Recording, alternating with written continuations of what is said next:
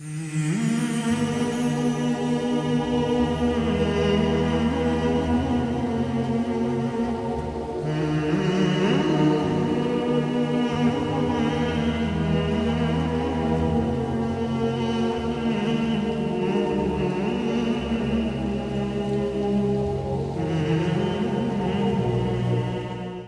باللہ من الشیطان الرجیم بسم اللہ الرحمن الرحیم لقد کان لکم فی رسول اللہ اسوۃ حسنہ صدق اللہ العظیم۔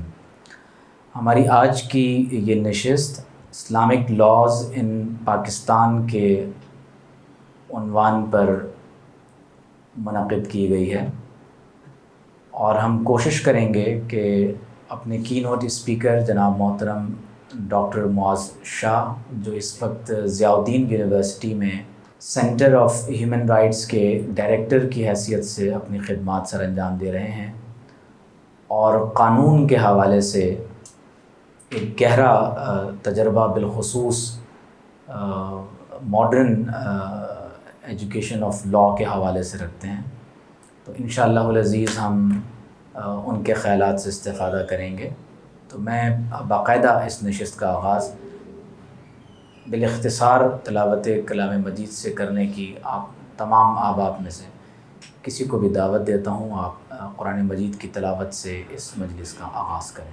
اعوذ باللہ من الشیطان الرجیم، بسم اللہ الرحمن الرحیم، ان هذا القرآن يهدي للتي هي اقوم ويبشر المؤمنين الذين يعملون الصالحات أن لهم أجرا كبيرا، وأن الذين لا يؤمنون بالآخرة أعتدنا لهم عذابا أليما، ويدعو الإنسان بالشر دعاءه بالخير، وكان الإنسان عجولا، صدق اللہ العلی العظیم۔ جہاں روزائے پاکے خیر الورا ہے، وہ جنت نہیں ہے تو پھر اور کیا ہے، کہاں میں کہاں وہ مدینے کی گلیاں، یہ قسمت نہیں ہے تو پھر اور کیا ہے۔ ہمارے آج کے کی نوٹ اسپیکر جناب ڈاکٹر معاذ شاہ ہیں، جو ضیاء الدین یونیورسٹی میں سینٹر آف ہیومن رائٹس کے ڈائریکٹر کی حیثیت سے اپنی خدمات سر انجام دے رہے ہیں۔ آج ہم کوشش یہ کریں گے کہ آئین پاکستان میں اور بالخصوص پاکستانی قوانین میں مجموعی طور پر جو اسلامی شقیں موجود ہیں، جن کا مطالعہ کرنا ہمارے اہل علم کے لیے بہت ضروری ہے، جس کی بنیادی وجہ یہ ہے کہ جب کبھی بھی ہم پاکستان میں کسی بھی قانونی نوعیت کے مسئلے پر بات کرتے ہیں تو ہمارے لیے اس میں سب سے پہلا مسئلہ جو سامنے آتا ہے وہ یہ ہے کہ مدارس کے علماء عمومی طور پر لا آف دا لینڈ سے غفلت میں ہوتے ہیں، اور انہیں یہ معلوم نہیں ہوتا کہ جس ملک میں وہ رہائش پذیر ہیں اس ریاست کا اپنا زمینی قانون ہمیں کیا قانونی جو بائنڈنگز ہیں وہ ہم پر لاگو کرتا ہے. تو ہم مجموعی طور پر تو بات کرنے کی کوشش کریں گے ایک بریف انٹروڈکشن کے ساتھ کہ پاکستان پینل کوڈ کیا ہے, کانسٹیٹیوشن آف پاکستان اس سے کیا مراد ہے, اور مجموعی طور پر جب ہم دیگر آرڈیننسز کی بات کرتے ہیں جن میں خصوصی طور پر مسلم فیملی لاز کا آرڈیننس ہے, تو اس سے متعلق ہمارے سامنے وہ کون کون سی اہم ترین شقیں ہیں جن کا مطالعہ کرنا ہمارے لیے ازحد ضروری ہے. تو آج ہم کوشش کریں گے کہ بنیادی طور پر ہم دیکھنے کی کوشش کریں کہ پاکستانی قوانین کا تعارف کیا ہے, لیکن خصوصی طور پر ہم کانسٹیٹیوشن آف پاکستان میں جو اسلامی شقیں موجود ہیں ہم چاہیں گے کہ ان شقوں کے ایک بنیادی تعارف پر بات ہو سکے تاکہ آپ تفصیل کے ساتھ ان کو گھر پر بھی مطالعہ کر سکیں اور کم از کم آپ اسے ٹیکسٹ کے طور پر اپنے سامنے رکھ کر اس کا مطالعہ ضرور آپ ہمیشہ کر سکیں.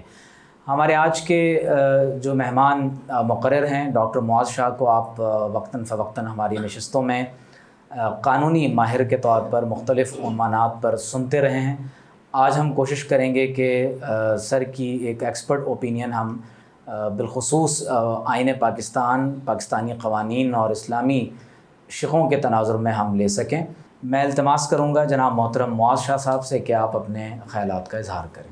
ہم شروعات جو ہے تھوڑا سا آج کریں گے اور انشاءاللہ امید ہے کہ پھر آنے والے اس کا پارٹ 2 کے پارٹ 3 کرتے رہیں گے, کیونکہ جیسے میں اگر ایگزامپل بتاؤں کرمنل لاء کا بالکل ایک الگ پرسپیکٹو, اس کے اوپر ڈیٹیل پہ جانا, لیکن یہ سمجھنا کہ کہاں سے شروعات ہے, کہاں سے یہ جرنی ہمارے اپنے انڈین سب کانٹیننٹ میں چلا ہے اور کس حساب سے جو ہے ابھی تک ہم کہاں پہنچے ہیں, اور علماء کا کیا رول ہے اس میں, اور کنٹینیوس رول کیا ہے ابھی بھی موجود ہے. تو فوکس رہے گا ہمارا کانسٹیٹیوشنل فریم ورک میں, اور کانسٹیٹیوشنل فریم ورک میں ہی ہم رہیں گے, لیکن اس کو تھوڑا سا سمجھنے کے لیے ہم شاید ایکسپلینیشن کے طور پہ آئی ول یوٹیلائز کہ تاریخ میں کیا ہوا ہے. تو آج کا جو programme actually it's one of the lectures جو میں کرتا تھا, اس کو تھوڑا سا کیا اچھا خاصا چینج کیا ہے اور ایڈ بھی چیزیں کی ہیں اس کے اندر, تاکہ ہم یہ معاملہ سمجھیں شروعات سے. انگلش میں ہوگا لیکن انشاءاللہ اردو میں پریزنٹیشن تو سمجھ آ جائے گا. میں نے سوچا کہ بہتر ہے کچھ ریڈنگ بھی دے دیں ساتھ ساتھ, تو ہوپفلی اچھا ہوگا, وہ ڈسکشن کے لیے بھی اچھا ہوگا, پرٹیکولرلی جو ہمارا آج کا ڈسکشن ہے کہ بات جو ہے اصل میں کہاں سے شروع ہوئی. تو پھر انشاءاللہ پارٹ 2 اور پارٹ 3 بھی انشاءاللہ اسپیسیفک کرمنل نیچر اور کرمنل لاء کے اندر بھی ہم بات کر سکتے ہیں, وہ کس طریقے سے ہوا, اس کے اندر بھی بہت ساری چیزیں ہیں, وہ بھی آئی تھنک ایک سیپریٹ نشست اگر کریں the criminal law in Islamic law in Pakistan. But because this topic is the constitutional, یہ فریم ورک ہی یہی ہے, آئین ہے, تو اس کے اوپر پہلے گفتگو ہو تو بہتر ہے. تو شروعات ہم کرتے ہیں مغل کے دور میں. اوبیسلی دیٹس دا تاریخ کے حساب سے وہیں سے سٹارٹ کرنا. مغل کے دور میں کیا ہوتا تھا یہاں پہ انڈیا میں جہاں پہ مسلمان رہتے تھے, ان کا سسٹم کیا ہے؟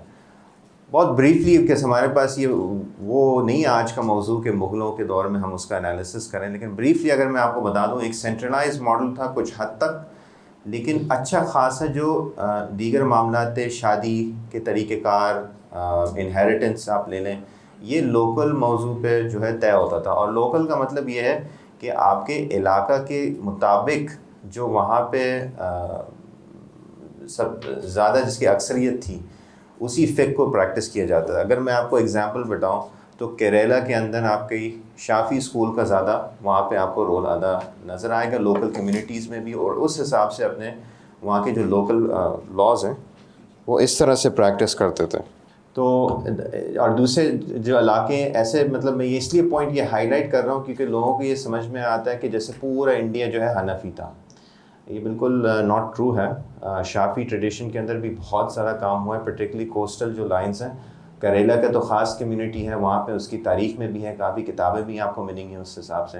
اینڈ اگر کمیونٹیز اس طرح تھیں تو آپ کو ملیں گے کہ وہاں کا جو لوکل فقہ تھا اس کو جو ہے وہ فوکس کرتے ہوئے. So it was not just Hanafi, though Hanafi was in majority, یہ بات تو ڈیفینیٹ ہے. لیکن میں نے کہا یہ بڑا امپورٹنٹ پوائنٹ ہے تاکہ آپ روٹ سمجھیں کہاں سے آ رہا ہے. اچھا، جو سینٹرلائزیشن کا ایک واحد اگر میں پوائنٹ نکالوں پورے مغلوں کے دور میں، وہ ہے آبویسلی آپ کا فتویٰ عالمگیری. تو فتویٰ عالمگیری آبویسلی واز اے ایکسرسائز جو اورنگزیب نے اپنے ٹائم پیریڈ پہ کیا، علماء کو جمع کیا. شاہ ولی اللہ دہلاوی کے والد صاحب بھی اس میں تھے، جو رحمانیہ اف یو ریممبر، اور کافی لوگ تھے اس کے اندر انوالو تھے. اور اس میں اصل میں جو امپورٹنٹ پوائنٹ جو میں آپ کو ہائی لائٹ کرنا چاہ رہا ہوں کہ ایمپرر اکبر کے زمانے میں علماء کو جو ہے سائڈ لائن کیا گیا تھا. بیسکلی ان کا جو رول تھا ریاست کے اندر اپنا مشورہ دینا ایمپرر کو، جو بھی ہے ریاست کو، اس کو سائڈ لائن کیا گیا. اس کو ایک مطلب ایک کہتے ہیں سمبولک ایک سسٹم دیا. وہ ایکچوئل جو اس کی ویلیو تھی، اس کا پاور تھا، وہ بالکل لمیٹڈ ہو گیا. اور اس کے ریئیکشن میں آبویسلی جب اورنگزیب آئے تو اس کو ری اگنائٹ کرنے کے لیے، علماء کو ری ایکٹیویٹ کرنے کے لیے کہ ریاست کے اندر وہ ایک رول ادا کریں، اور اس لیے پورا پروجیکٹ فتویٰ عالمگیری کا تھا. And from 18th to 20th century this was the single document جو سب اس کو ریفرنس کرتے تھے. اور آپ آج بھی آپ کو ملے گا کہ both Deobandi Barelvi both reference the فتویٰ عالمگیری ایز این امپورٹنٹ سورس. بے شک اس کے اندر آف کورس ایکسپلینیشن اور کافی چیزیں ہوگی، لیکن یہ آپ کو اتنا پتہ چلتا ہے کہ دیکھیں بڑے بڑے اسکولوں کا روٹ جو ہے اسی سے آ رہا ہے. اب اس کی ایکسپلینیشن تشریح جو ہے آبویسلی تھوڑے سے وہاں پہ چینجز ہیں، بٹ اس کا انفلوئنس آپ کو اندازہ آتا ہے کہ کس طرح کا ہے. تو یہ چیز بڑی امپورٹنٹ تھی. جو جب تک برٹش آئے تو یہ نظام چل رہا تھا، تو کچھ حد تک یہ سینٹرلائزیشن فتویٰ عالمگیری کی اور علماء کا رول اس لیول تک آ گیا تھا. It wasn't just localised in that manner. لیکن جب برٹش آئے تو انہوں نے دیکھا کہ بھئی چیزیں جس حساب سے چل رہی ہیں، تو پہلے تو خود برٹش حکومت تو نہیں آئی، وہ تو ایسٹ انڈیا کمپنی آئی تھی پہلے. لیکن ان کے جو پہلے قوانین اس ملک کے اندر آئے وہ 1757 میں نہیں تھے، وہ 1601 میں تھے، کچھ 50 سال بعد. اور وہ بھی کراؤن، جو برٹش کراؤن تھا، انہوں نے کہا تھا کہ برٹش ایسٹ انڈیا کی کمپنی کے جن جن علاقے میں آپ کے پاس اپنی لیزنگ رائٹس ہیں مغلوں سے، اس کے اوپر اس حدود میں آپ اپنا لا پریکٹس کر سکتے ہیں، اپنا خود برٹش انڈیا کمپنی کے اپنے جو بھی آپ کے رولز ریگولیشنز ہیں، لیکن وہ بھی اونلی برٹش سبجیکٹس کے لیے. مطلب لوکل کلچر کے ساتھ ابھی تک ان کا انٹریکشن نہیں رہا. اس کے بعد جو ہے کچھ 50 سال اس کے بعد پھر برٹش کراؤن نے ان کو علاقہ ہی حساب سے کہا کہ آپ کے علاقے کے جو بھی لیزنگ ایریا ہے اس میں پھر آپ تھوڑا اپنے ایکسرسائز جورسڈکشن کر سکتے ہیں. تو اس طریقے سے 1650s کے بعد سلولی ان کا انٹیگریشن جو ہے کچھ حد تک رہا. لیکن انہوں نے اپنے ہاتھ ایسے داخل نہیں کیے مغلوں کے معاملات میں. وہ آبویسلی آپ کو پتہ ہے وہ 1857 کے بعد جو واقعہ ہوا تھا، جو ہم اس کو ریفر کرتے ہیں as the first independent, the war for independence. اس کے بعد جو ہے ایکچوئل آپ کا جو چینج آئے. لیکن اس کے کچھ آپ کو پہلو نظر آئیں گے ایون بفور 1857، اور یہ الفاظ بڑا استعمال ہوتا ہے which is known as Anglo Mohammedan law. اب اینگلو محمدن لاء کا آئیڈیا یہ ہے کہ ہمارا سسٹم اور یہ محمدنس کا جو بھی سسٹم چل رہا ہے، یہ فتویٰ عالمگیری ہے، وہ اس کو کسی طریقے سے ہم ایک سنگل سسٹم میں لے کے آئیں. تو یہ چیز ایک پروجیکٹ تھا. تو انہوں نے اس وقت آپ نوٹ کریں گے کافی برٹش کی جو حکومت میں وائس روئے تھے، وہ ایشو کرتے تھے کوئی کمیشن کہ بھائی اس کی ٹرانسلیشن کرو، اس کا وہ کرو، تاکہ وہ سمجھیں کہ یہ کیا بلیو کرتے ہیں مسلمانوں کے لیے. ہم اپنا ایک لا بنائیں اپنے کوڈ کے اندر تاکہ یہ لوگ بھی اپنائیں نا. ان کی باتیں بھی اگر ہم کریں گے تو اس حساب سے. اچھا، پرٹیکولرلی آفٹر 1857 ان کو ریئلائز ہوا کہ ہمیں یہ کرنا ہے، کیونکہ آپ کو تو پتہ ہے کہ 1857 کے بالکل ایک کانفلکٹ پوائنٹ آ گیا. انیشل جو برٹش گورنمنٹ کا ریئیکشن تھا وہ تو سب کو پتہ ہے، مطلب ہمیں تو کہیں دور بھی نہیں جانا. یہاں ہم امپریس مارکیٹ جائیں تو امپریس مارکیٹ کے اندر تو خاص کچھ 40 دن تک ہر دن وہ ہے ایک سپوئے کو لیتے تھے اور توپ کے سامنے باندھتے تھے اور پھاڑ دیتے. وہ اس کو بتانے کے لیے کہ آبویسلی کہ بھائی کوئی ہماری حکومت کے خلاف ریزسٹ کرے تو اس کا یہ حشر ہوگا. تو کافی عرصے تک آبویسلی 1857 کے بعد بالکل ہمارا لیڈرشپ جو ہے نہ ہونے کے برابر ہو گیا. علماء کے حساب سے ان کو مارا گیا، قتل کیا گیا، لیڈرز بھی جو ہمارے پولیٹیکل تھے وہ بھی تھے، تو ایک گیپ آ گیا. لیکن اس چیز کو برٹش گورنمنٹ کو بھی پتہ تھا کہ یہ اس طریقے سے لے کے نہیں چل سکتے. مطلب اصل میں اگر ہمیں یہاں پہ اپنی ریاست قائم کرنی ہے تو لوگوں کو ساتھ لینا ہوگا.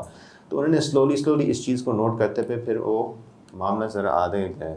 تو پھر یہ جو ایرا جو دوسرا ہے، اس کو ہم جسے پری 1947 کا بھی کہہ سکتے ہیں اور پوسٹ 1857 کا. یہ ارلی اٹیمپٹ تھا جس کے اندر وہ codification of Islamic law between the scholars. وہاں پہ بھی اوبیسلی ایک علماء کو بھی ہوتا ہے, شمس العلماء, آپ لوگوں نے شاید نام بھی سنا, وہ تھوڑے سے کرٹیسائز بھی تھے, لیکن کچھ حد تک اگر ان کو ہم کریڈٹ دے سکیں کہ یہ بات ایٹ لیسٹ ان کے ذہن میں آئی کہ بھئی ہمیں کسی طریقے سے شریعہ کو ہمارے قانون کے اندر کہیں نہ کہیں انگیج کرنا ہے, اور اگر نہیں کریں گے تو پھر یہ ایشو رہے گا آپ کے جن کے اوپر آپ حکومت اپنی چلا رہے ہیں.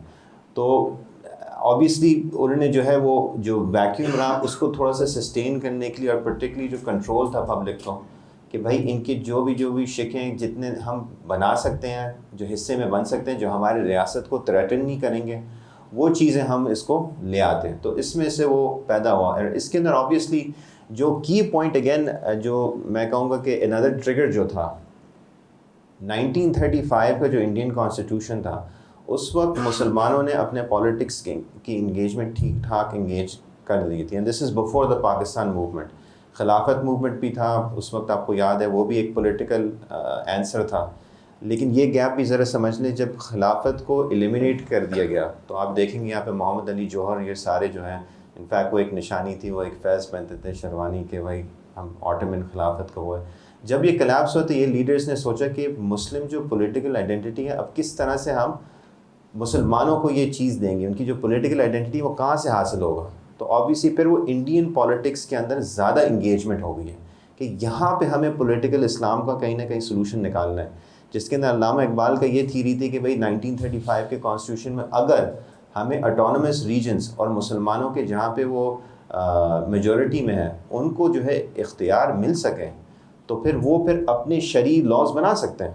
جیسے یہاں پہ فار ایگزامپل اگر میں لوں, جیسے سندھ کے اندر ایک پروونس ہے, وہاں پہ مسلمانوں کی اکثریت ہے, تو یہاں کے سندھ کے قوانین پھر مسلمان اپنے حساب سے بنا سکتے ہیں, تو کوئی مسئلہ نہیں, ہم ایک اسٹیٹ میں رہ سکتے ہیں. تو یہ چیز علامہ اور کافی لوگوں نے کوشش کیا تھا اس وقت جو ہے 1935 کا کانسٹیٹیوشن اس طرح سے بنے. لیکن آپ کو پتہ ہے کانگریس اور کافی اس کا تاریخ میں انہوں نے جس چیز کو کاؤنٹر کیا, انہوں نے کہا نہیں ون یونٹ اور یہ سارا, اور اس میں وہ جو چیزیں تھیں جو مسلمان چاہتے تھے اپنی پولیٹیکل آئیڈینٹی کا رسپانس کہ کہاں سے ہمیں ملے گا. آٹومن خلافت تو اب چلی گئی, تو وہ بھی ایک گیپ آ گیا, اور پلس ان کی یہ جو ضروریات تھیں ان دا مسلم پرسنل لا, یہ بھی اس کی ریکگنیشن. تو اس میں جب یہ 1935 کانسٹیٹیوشن بن گیا تو آواز اور زور سے آ گئی کہ اب یہ بھی اگر ہماری طرح حل نہیں ہوگا, آٹونمی ہمیں نہیں مل رہی, ہم اپنے علاقوں میں اپنے شرعی لاز نہیں پاس کر سکتے, تو اب ہمیں کچھ اور چاہیے. اور یہاں سے بھی آپ کو پتہ چلے گا کہ پاکستان موومنٹ بھی اس وقت ہی پیدا ہوا ہے. 35 کے بعد پھر علامہ نے طے کیا کہ بس اب تو ایک الگ that was the vision after that. اس کے بعد پھر قائد اعظم بھی بیچ میں, پھر ان کو بھی انہوں نے گھیرا کہ بھئی آپ یہ ہے اصلی اور اس پہ ہمیں آنا ہے. اور اگر ہم وہ تو ایک ڈفرینٹ ڈبیٹ ہے, اس کے اوپر بھی ایک سیشن رکھ سکتے ہیں. قائد اعظم اور علامہ اقبال کا پرسپیکٹیو ایکچولی ایک ہی تھا لیکن الگ راستے سے تھا, تو وہ ذرا ایک ڈیٹیل میں کبھی ڈسکشن ہوگا تو بڑا اچھا وہ ہے. لیکن یہ ہمیں سمجھنا ہے کہ علامہ کا ہر وقت ان کا ایک پازیٹیو اسلامک اپروچ تھا. پازیٹیو اسلامک مطلب یہ, وہ کہتے ہیں اسلام سے ہی ہمیں حل ملے گا جو ہمیں یہ ریاست بنانے جا رہا ہے. ویسے قائد اعظم کا یہ تھا کہ بھئی ایک نیگیٹو کا مطلب یہ نہیں ہے کہ آپ اس کو اس طرح سمجھیں. نیگیٹو کے جیسے پلس مائنس بیٹری کا بھی ہوتا ہے نا, اس کا مطلب نہیں ہے کہ مائنس والا حصہ بھی کوئی خراب ہے, مطلب وہ دوسرے راستے سے. ہم کہتے ہیں لا الہ مطلب نو گاڈ, تو یہ بھی ایک نیگیٹو وہ ہے نا, الا اللہ بٹ گاڈ, تو وہ ایک پازیٹیو ہے. تو لینگویج میں بھی کبھی استعمال کرتے ہیں. تو ان کا یہ تھا کہ بھائی اگر ایک ہوگا تو پھر ہم سب اس میں آ جائیں گے, اور مسلمانوں کے اندر پریشر آ کے پھر ہم مائنورٹی میں آ جائیں گے تو ہمارے ساتھ ذاتی ہوگی. قائد اعظم کا یہ آرگیومنٹ تھا, تو ایک نیگیٹو آرگیومنٹ تھا. علامہ کہا تھا یہ جو بھی ہو, جتنے بھی ہو, اکثریت ہو نہ ہو, لیکن مسلمانوں کا اپنا اسلام سے ہی ہمیں نکالنا ہے. تو and that's was the basis where the British government نے طے کیا کہ بھائی ہمیں اس کا کچھ جواب دینا ہے, ہم اس کو کاؤنٹر کس طرح سے کریں, کیونکہ یہ بڑا پریشر بن رہا ہے مسلمانوں کے لیے. کیا تو انہوں نے 2 خاص لاز پاس کیے تھے, جس کے اندر 1937 کا شریعت ایکٹ 1937 اور ڈیسولوشن آف مسلم میرجز ایکٹ 1939. یہ 2 خاص قوانین برٹش گورنمنٹ نے پاس کیا تھا تاکہ مسلمانوں کی جو نیڈ تھی وہ پوری ہو, کہ چلو ان کا اس حد تک تو کر سکتے ہیں, پرسنل لا کور کر لیتے ہیں. اور یہ شریعت لا آپ کو اس طرح لگے گا یار شریعہ پورا نافذ ہو رہا ہے انڈیا کے اندر, ایسا نہیں تھا. وہ ایکچولی بہت، اگر اس کو نکالیں اس کی شکیں اتنے بھی نہیں ہیں، لیکن وہ یہی ہے کہ مسلم جو پرسنل لا ہے کسی کا، انہیریٹنس کے اوپر، میرج کے اوپر، یہ دیگر معاملات، وہ خود پھر اپنا اس اپنے سسٹم اور اپنے فقہ کے مطابق جو ہے اس کا حل نکال سکتے ہیں. تو کچھ حد تک مسلمانوں کے جو مسئلے تھے وہ اس سے حل ہو رہے تھے، جس کے اندر جیسے لوگ تھے، ابوالکلام آزاد نے بھی سمجھ لیا کہ بھئی ٹھیک ہے اس حد تک ہوتا ہے تو پھر ہم بھی صحیح ہیں. اور کچھ علماء بھی تھے اس وقت، انہوں نے کہا ٹھیک ہے ہم اپنا مسلم پرسنل لا اور مدرسہ تک اگر اس میں مداخلت نہیں ہو رہی تو ہم بھی صحیح ہیں. اور اس میں کچھ تھے کہ کہتے یہ بھی صحیح نہیں ہے. جیسے میں نے کہا علامہ کا کیا تھا، علامہ کا تھاٹ یہ تھا کہ اسلام سے ہی ہمیں پورے سسٹم جو ہے ایک نظام قائم کرنا ہے. تو وہ چیز ایڈریس نہیں ہو رہی تھی، وہ جو پولیٹیکل کانسٹیٹیوشنل نیچر ایڈریس نہیں ہو رہے تھے. بے شک پرسنل لا ایڈریس ہو گیا، لیکن آپ کا جو کمیونٹی لا ہے وہ ابھی تک ایڈریس نہیں ہوا. دیکھیں اسلام اگر اس حد تک تھا تو رسول صلی اللہ علیہ وسلم اگر آتے تو وہ جو ہے بس نمازیں اور روزے اور حج اور یہ اس پہ ہی رک جاتے ہیں. وہ یہ نہیں کہتے کہ غریب لوگوں کو بھی خیال کرنا ہے اور ان کا بھی کرنا ہے، عورتوں کے بھی حقوق ہیں. اور مکنز کا تو یہی مسئلہ تھا، انہوں نے کہا کوئی مسئلہ نہیں ہے بھائی، آپ کو خدا ہے چلو خیر ہے، کوئی مسئلہ، آپ اس طرح سے نماز پڑھتے ہیں چلے پڑھیں. لیکن ان کا مسئلہ یہ تھا کہ یہ جو سوشل ایشوز کے اوپر فکس کرنے آئے تھے نا، یہ تھا ان کا مسئلہ. اور برٹش کا بھی یہ مسئلہ تھا. برٹش کا کوئی مسئلہ نہیں ہے، آپ نمازیں پڑھیں، مدرسے کھولیں، کوئی مسئلہ نہیں ہے، آپ اپنے قرآن یاد کریں، اپنے حساب سے شادیاں کریں، یہ، لیکن ریاست اور پولیٹیکل چیزوں میں آپ مداخلت مت کریں. That is what the British did the same thing. وہ بھی مکنز کی طرح کہ ہم ان کو پولیٹیکل اور یہ اسلامک سگنیفیکنس بیسس پہ نہیں کرتے ہیں. تو اس میں یہ ہے آبویسلی پاکستان نے یہ سسٹم انہیریٹ کیا. مطلب یہ پورا جو 1935 جو بھی کانسٹیٹیوشن تھا وہ اس ملک میں لاگو رہا جب تک ہم نے ایک نیا کانسٹیٹیوشن قائم نہیں کیا. اور اس کے ساتھ ساتھ یہ دونوں چیزیں تھیں، شریعت ایکٹ اور مسلم میرج ڈسولوشن ایکٹ. اور اس کے اندر یہ میں dissolution of Muslim marriages act DMMA، اور اس کے اندر ہم نے لاسٹ ٹائم بھی کافی ڈسکشن کی ہوئی ہے. وہ 7 جو شکیں ہیں کہ کس بیسس پہ جو ہے وہ خلا اور فسخ نکاح کا سارا جو ہم نے ڈسکشن کیا تھا اس کے اوپر، تو اسی سے ہے وہ. تو وہ پاکستان سے پہلے تھا. اچھا، تو جب پاکستان بنا تو ویری انٹرسٹنگلی قائد اعظم کا جو ایک سمجھ لیں پہلے ہی، اور جو تھوڑا سی ایک رول انہوں نے جو ہے شروع میں کچھ مہینے تھے، گورنر جنرل جب وہ سیکیور ہوئے پہلے کانسٹیٹیوشن اسمبلی میں، انہوں نے پہلے ہی جو چیز انہوں نے کی تھی، جس میں ہمیں پتہ چلتا ہے آبویسلی دیکھیں کسی کے اعمال سے اندازہ ہوتا ہے وہ اس کی نظریات کیا ہے. تو قائد اعظم نے جو سارا جو انہیریٹ کیا، ہم نے ریلوے انہیریٹ کیا، ایجوکیشن ڈپارٹمنٹ انہیریٹ کیا برٹش سے، اور فلانے دیگر آرمی آ گیا، یہ وہ. جو ایک ادارہ جو قائد اعظم نے قائم کیا تھا وہ ڈپارٹمنٹ آف اسلامک ریکنسٹرکشن تھا. اب آپ اس کا نام اگر سنیں تو آپ کو یہ پھر اندازہ ہوگا کہ ڈپارٹمنٹ اسلامک ریکنسٹرکشن وہی الفاظ ہیں جو علامہ اپنی کتاب میں جو ہے انہوں نے اس کا جو ٹائٹل دیا ہے ریکنسٹرکشن آف اسلامک تھاٹ. تو آبویسلی آپ کو تھوڑا سا ایک ریلیشن وہیں ملتا ہے. آبویسلی ان کا بھی انفلوئنس تھا. قائد اعظم ہمسیلف تو از ناٹ اے اسکالر، لیکن ان کو پتہ تھا ہمارے پاس لوگ ہیں موجود جو ہمیں بتا سکتے ہیں کیا ہے. تو انہوں نے جو ہے علامہ محمد اسد کو اس کا ڈائریکٹر بنایا. علامہ محمد اسد کا بھی سمجھ لیں ایک الگ پروگرام کرنا چاہیے ان کو یاد کرنے کے لیے، وہ بہت ہی ایک زبردست انسان تھے. تو انہوں نے جو ہے وہ آبویسلی علامہ کے ساتھ ملتے ہوئے 30 سے لے کے اسی چیز پہ کام کر رہے تھے. علامہ نے انفیکٹ ان کو روک دیا تھا یہاں انڈیا نے کہا یہاں پہ ہم 35 میں نا اس وقت جب مل گیا تھا کہ بھئی ہم ایک ریاست اور ایک پروجیکٹ جو ہے پولیٹیکل اسلام کیا ہمیں آنسر کرنا چاہ رہے ہیں. اور علامہ ایکچولی آپ علامہ کی پرانی چیزیں اگر دیکھیں نا آپ کو شوق میں ہوگا. 1908 میں بھی انہوں نے کچھ لکھا تھا جب وہ وہاں پڑھنے گئے تھے یورپ میں، کہ اسلامی نظام، اسلامک پولیٹیکل تھاٹ کا کیا جواب ہے اس دور میں. یہ ورلڈ وار 1 سے پہلے 1908 میں آپ کو ایک سوشیالوجی جرنل ہے، میں اگر انگلش ہے تو میں شیئر کر دوں گا گروپ پہ، آپ وہ بھی پڑھ لیں، وہ بھی انٹرسٹنگ ہے. وہ سنی پرسپیکٹیو، شیعہ پرسپیکٹیو، خارجی پرسپیکٹیو بھی کر کے ایک تھوڑا سا اپنا بریف انالیسس. تو اس کا مطلب ہے کہ ایون 1908 بفور 35 کہ علامہ کے ذہن میں یہ چیز چل رہی تھی کہ اسلام کا کیا جواب ہے ریاست اور نظام قائم کرنے میں.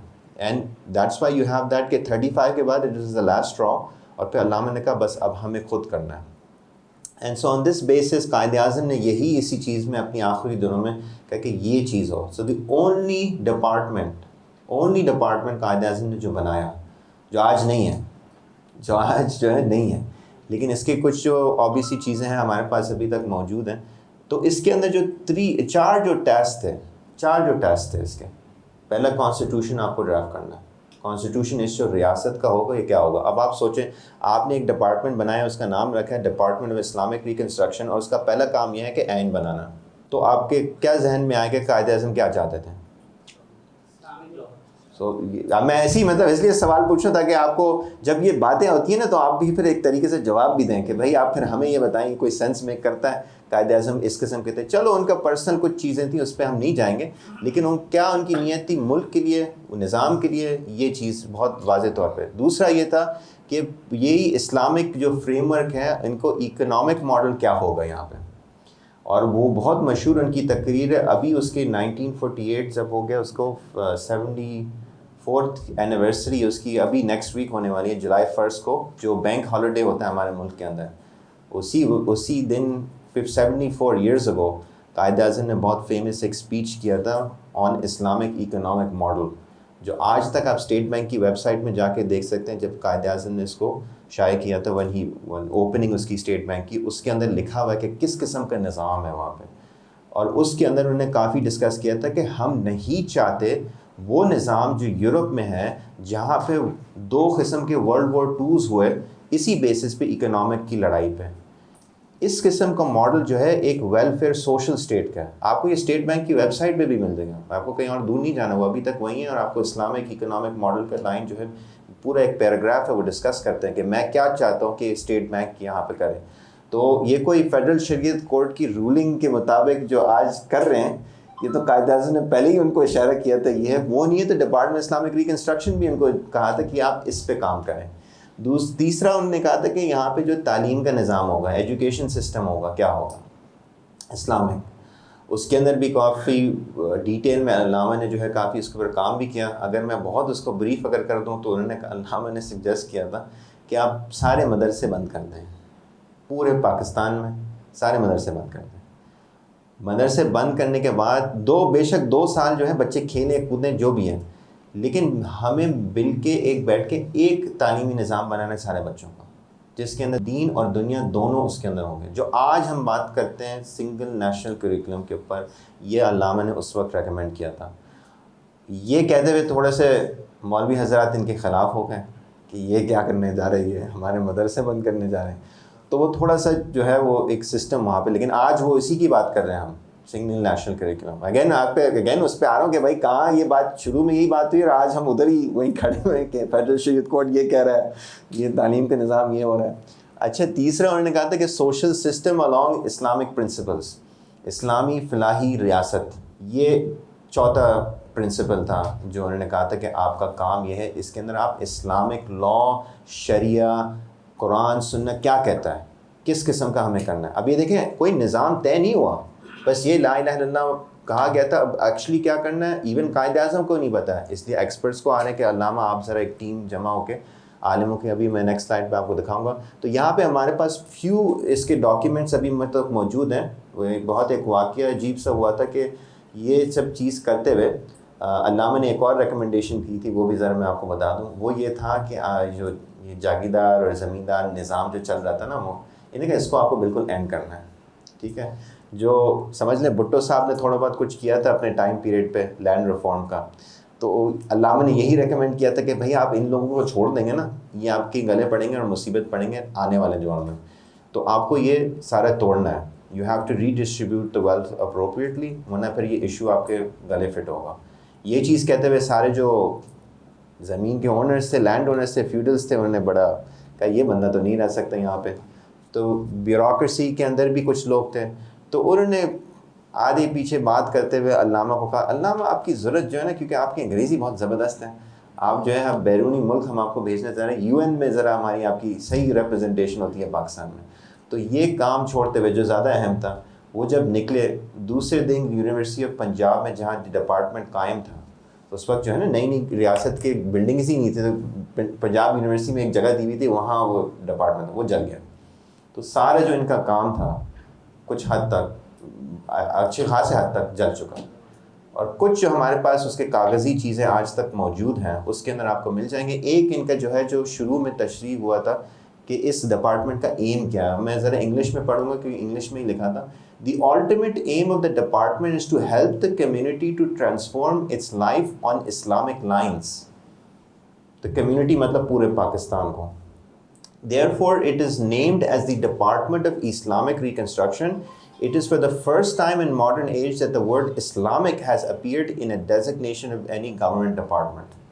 مطلب باقاعدہ گورنمنٹ ڈپارٹمنٹ کے اندر اسلامک نام اس وقت جو ہے مطلب آپ آبویسلی یورپینائز تھے, بہت کم مسلمان ملک انڈیپینڈنٹ بھی تھے, تو یہ چیز بڑا فوکس کرتے ہوئے دی نیچر از دیٹ اس نظام کو, دی کمیونٹی کو, یہ جو امت کا حصہ جو آیا ہے, how can they transform their lives in Islamic manner. یہ ایک تصویر ہے, آپ کو نظر آئے گی, یہ 1948-49 میں ڈپارٹمنٹ کی, آپ کو شاید نظر آئی. تو علامہ صاحب آپ کے جو ہے بیچ میں ہیں, تو یہاں پہ آپ کو تھوڑے سے نام شاید وہ اس میں ہم ایک محمد شفیق صاحب تھے رحمان, بہت امپورٹنٹ تھے. افتخار احمد چشتی صاحب, ان کو بھی شاید آپ نے نام سنا ہو. تو یہ پوری ان کی آبویسلی ٹیم تھی انیشلی, اس کے اندر کافی عالم نے بھی اپنے رول ادا کیے ہیں, خود آبویسلی کچھ آفیسرز بھی تھے. اچھا, جو میں نے پڑھنے کو دیا ہے وہ اب اس کے حصہ آ گیا. اب ہم یہاں آگے کے ڈپارٹمنٹ بنا ہوا ہے, لیکن اس کے ساتھ ساتھ کنسٹیچوئنٹ اسمبلی بیٹھی ہوئی, لیاقت علی خان اور دیگر افراد جو اس ملک کا جو ہے دستور کے اوپر مباحثے چل رہے ہیں یہاں کراچی میں. تو اس میں علماء نے کیا پیچھے بیٹھنا تھا, کیا کانورسیشن کا حصہ نہیں بننا تھا؟ تو علماء کا رول بہت اہم تھا اس ٹائم پیریڈ میں. دیکھیں کچھ علماء جیسے میں نے پہلے کہا ویسے ہی پاکستان کے خلاف تھے کہ وہ نہیں سمجھتے تھے کہ صحیح چیز ہے, لیکن جو علماء سمجھتے تھے کہ یہ ہے اس کے اوپر ہمیں کام کرنا ہے اور ہمیں ساتھ دینا ہے, ایسے نہیں ہے خاموش بیٹھنا ہے. اگر ان کو ویسے ہی خاموش بیٹھنا ہے تو انڈیا میں بیٹھ جاتے ہیں, جیسے کچھ علماء نے ڈیسائیڈ کیا یہ. لیکن کچھ علماء نے کہا نہیں, ہم اس کا حصہ بنیں گے اور ہم کیا. تو یہ فریم ورک انہوں نے ڈیسائیڈ کیا تھا. آپ یقین کریں یہ ادھر ہی کراچی کے اندر جیکب لائنز میں جو مسجد ہے, بہت مشہور پرانی قسم کی مسجد, اس وقت بہت چھوٹی ہوئی, تب تو بڑی ہو گئی. یہاں پہ ایک میٹنگ ہوئی 18 دن کے لیے, جس کے اندر دیگر علماء, اگر میں نام بتا رہا ہوں, پروفیسر حمید اللہ, نام تو آپ نے سنا ہوگا, حیدرآباد دکن کے, مولانا احسن گیلانی, مفتی شفیع عثمانی, ظفر انصاری, احتشام الحق تھانوی جو خود وہیں پہ تھے, وہی ہوسٹ تھے, اور کافی دیگر افراد وہاں تھے. لیکن کچھ موجود نہیں تھے, نہیں آ پائے, ان کو بلایا بھی نہیں گیا. کچھ اس طرح سے کچھ معاملات تھے. مولانا احسن گیلانی صاحب اس کے اندر لکھتے ہیں, آپ نے پڑھا ہوگا ان کا جو میں نے شیئر کیا تھا گروپ پہ. اس کے اوپر انشاءاللہ آخر میں ذرا آ کے واپس ڈسکس کریں گے. مجھے پتہ ہے, یقین ہے کہ کچھ ڈسکشن کے ٹرگر لگا ہوا ہے, کچھ نوٹس لے کے آئے ہوئے سر, اس کے اوپر بات کریں گے. So we need to talk about. But obviously جو ٹاپکس جو ڈسکس ہوئے تھے ان کے ریفرنس میں جو 5 کی ایریاز تھی جو انہوں نے ڈسکس بھی کیا. رسپانسبلٹی جو ریاست کی ہے, رائٹ, وہ جو انہوں نے لیبل کیا تھا کہ ریاست کی رسپانسبلٹی یہ ہے, اور اس لیے خلافت کہتے ہیں. اگر آپ کو یاد ہے اس کے اندر یہ لکھا ہوا تھا کہ جو ریاست ہے وہ رسپانسبل ہے لوگوں کے لیے. It's not in the other way کہ لوگ جو ہیں اس کو وہ کریں. And that's the responsibility aspect, جو ٹرسٹ ہے, ایک کیا امانہ, اس طور پہ جو ہے وہ ایکسپلین کیا گیا. دس از فرسٹ پرنسپل. سیکنڈ ان کا یہ تھا کہ ایکول پارٹیسپیشن. اب یہ بھی آپ سوچتے ہیں, میں لوگوں کو کہتا ہوں کہ یہ بہت شاکنگ بات ہے. میں نے کہا یہ 1948 ہے, علماء بیٹھے ہوئے ہیں اور وہ کہہ رہے ہیں کہ عورتوں کو بھی اپنا رول ادا کرنا ہے ریاست کے اندر, اور وہ اسمبلی کے حصے بنیں گے. اب آپ یہ چیز کہیں باہر بیرونی ملک میں جا کے کہیں کہ نہیں علماء تو آپ کے عورتوں کو پارٹیسپیٹ کرنے نہیں دیں گے, اور یہ ہے فلان, اور اسلام تو یہ کہتے ہیں. اور علماء یہاں بیٹھ کے کہہ رہے ہیں کہ نہیں ہے, اور وہ کہتے ہیں کافی اس کے مواد جو ہیں مفتی شفیع عثمانی صاحب نے شیئر کیا, اور وہ کنونس کیا کہ بھائی عورتوں کو بھی اپنا ایک رول ادا کرنا ہے اس ریاست. تو ایکول پارٹیسپیشن جو یہ خاص ایک جو امپورٹنٹ پوائنٹ ہے. تیسرا یہ کہ فتنہ کا اوائڈنس, یہ خاص ایک انہوں نے وہ ایک جنرل ایک وہ ڈسکس کیا تھا. چوتھا انہوں نے کہا تھا security of life, property and of course basic rights, وہ بھی ڈسکشن پہ تھا. اگین اس پہ ہم آخر میں آ کے تھوڑا سا ڈیٹیل میں ڈسکس کریں گے. اور آخر میں ان کا پوائنٹ ہے کہ ایک ویلفیئر اسٹیٹ ہو, جن لوگوں کے پاس ایکسیس نہیں ہے چیزوں کا, اینڈ آل دیٹ, کہ ریاست اس کو بھی کور کرے. اور I'm pretty sure بہت ساری دوسری چیزیں بھی. انفارچونیٹلی ہمارے پاس کچھ اور ایسے کوئی ڈاکیومنٹس نہیں ہیں کہ اس کے اندر کس قسم کی 18 دن کی گفتگو ہوئی, کیا ڈیٹیلز ہوا. اگر پورا اس کو دباچہ ملے تو I'm pretty sure بہت ساری چیزیں ہمیں ملیں گی انشاءاللہ. اگر تھوڑے سے ریسرچ کریں یہاں پہ جو نوٹس ہیں کچھ پرانے, تو شاید ان سے شاید ہمیں اور چیزیں مل سکتی ہیں. تو یہ تھوڑا سا میں نے شیئر کیا تھا جو ڈاکٹر صاحب نے میرے ساتھ شیئر کیا تھا, ڈاکٹر اکرام الحق توندار. تو آخر میں جو ہے اس کا جو امپورٹنٹ چیز جو میں سمجھتا ہوں جو سب سے اہم اس میٹنگ کا تھا, یہ انہوں نے اپنے نوٹس جو ہے لیاقت علی خان اور کنسٹیٹیوٹ اسمبلی کو بھیج دیے. اسی چیز سے اسی ان کا جو 18 دن کی جو گفتگو تھی آبجیکٹیوز ریزولوشن یہاں سے پیدا ہوا. یہ چیزیں لوگوں کو پتہ نہیں ہے اصل میں, اس لیے میں تھوڑا سا ٹریس بیک کر رہا ہوں تاکہ آپ کو سمجھ میں آئے. روٹ ہے علماء نے مل کے آبجیکٹیو ریزولوشن کا کی انفلوئنس ان کا تھا, کیونکہ آبجیکٹیو ریزولوشن میں آپ کو سمجھا دوں, آبجیکٹیو ریزولوشن جو پہلے طے ہو رہا تھا, آپ یقین کریں بڑے آپ کو مزاحیہ بات ہے یہ ایکچولی ایک لطیفہ ہے کہ انڈیا کے اندر بھی آبجیکٹیو ریزولوشن ہے. انڈیا کے اندر بھی وہ بھی ایک نئی ریاست بنا رہے تھے, تو ان کو بھی اپنا ایک آئین بنانا تھا, تو اس کا دستور کیا تھا, تو اس کے اندر انہیں بھی شکے جو ہے وہ کچھ 6-7 شکے جو ہے اپنے آبجیکٹیو ریزولوشن میں لکھے تھے. وہی آبجیکٹیو ریزولوشن مباحثہ کے دوران ایگزیکٹلی سیم پاکستان میں آنے تھے جب علماء موجود نہیں تھے گفتگو میں, اور ان کو پھر اس طرح سے احساس آیا کہ ہم الگ کیوں ہیں. اگر یہی اس بیسس پہ, اس کے اندر دیکھیں مسئلہ یہاں آیا, ان کو خود احساس آیا نا کہ اگر ہم اسی طریقے سے یہ لکھیں گے تو پھر پاکستان کا خاص کیا ڈفرینس ہے. ہم تو انڈیا کا وہی آبجیکٹیو ریزولوشن وہی ہے, فنڈامنٹل رائٹس اور فریڈم اور مائنورٹی, وہ تو ادھر انڈیا میں بھی یہی لکھا ہوا ہے. تو اس لیے علماء کا رول بڑا امپورٹنٹ ہے پاکستان کو ڈیفائن کرنا کہ یہ ملک کیا ہوگا. اور جب ان کی کامنٹس اس میں آئے تو پھر وہ 6-7 پوائنٹ کے 12 پوائنٹ بنے, اور اس کے اندر جو ہے اسلامی شکیں ہیں, جس کے اندر سب سے خاص والا جو ہے اوبیسلی پہلا والا ہے, جو sovereignty belongs to the of the entire world belongs to Allah. یہ ایکنالجمنٹ ہے اس ریاست کی, نہ پاکستان کی لیکن پورے اس دنیا کی. اس کا اصلی جو ہے رولر از اللہ سبحانہ تعالیٰ. And from that the authority delegate اگر یہاں ہمیں جو ہے وہ خوش نصیبی ہے کہ ہمیں دی گئی as a nation of the people, and وہ پھر ہم نے جو ہے ریاست کو ایک طور پہ. تو اگر میں اس کو تھوڑا سا ایک اور کاؤنٹر تاکہ آپ کے ذہن اس طرف جائے, ہمارے اسلامی وقف ماڈل ہوتا ہے نا, وقف کے اندر کیا ہوتا ہے, ایک اوریجنل اونر ہوتا ہے, وہ چیز دیتا ہے ایک مقصد کے لیے ایک ٹرسٹ میں, ٹھیک ہے, پھر وہ ٹرسٹی جو ہے اپنے بینیفیشریز کے لیے کرتا ہے. اور پورا جو آپ کا انگریزی نظام ٹرسٹ کا لا ہے, بائی دا وے وقف کیا ہے, وقف اس کا روٹ ہے. لیکن وقف کو اگر آپ تھوڑا سا ٹرانسپوز اسی سیناریو پہ کر لیں, یہی ہے اللہ سبحانہ تعالیٰ نے اپنی ایک چیز, مطلب ملکیت تو اللہ سبحانہ تعالیٰ کی ہے, انہوں نے دی, ٹھیک ہے, اور ٹرسٹیز کو دی ان دا گورنمنٹ کے, اس کے بینیفیشریز عوام ہیں. اور جب عوام بینیفیشری نہیں مل رہا ہوتا ہے وقف کے, جو آپ سارے شرعی رولز اس کو دیکھیں, ٹرسٹی وائلیٹ کر رہا ہوتا ہے, کوئی چوری کر رہا ہوتا ہے, اس کا اکاؤنٹیبلٹی ہوتا ہے, اور لیکن اوریجنل اونر کا یہ ہے. تو یہ تھوڑا سا اگر انٹر ریلیشن آپ ذرا دیکھیں تو بڑا آپ کو انٹرسٹنگ پرسپیکٹیو ملے گا. تو یہ سیکرڈ ٹرسٹ جو ہے ہمارا جو ہے اللہ سبحانہ تعالیٰ نے پاکستان کے قوم کو دی, جو انہوں نے جو ہے ریاست میں آئی تھنک یہ فرسٹ کنسٹیٹیوٹ اسمبلی یہ اسی وقت کی آئی تھنک جو انہوں نے وہ پاس کیا تھا. اچھا, یہاں پہ جو ہے جو شکیں ہیں 12 تھے, جس کے اندر پہلے تو ہم نے ڈسکس کیا, جس کے اندر خاص چیز یہ ہے کہ obviously everything belongs to Allah, اس کی اوپن ایکنالجمنٹ.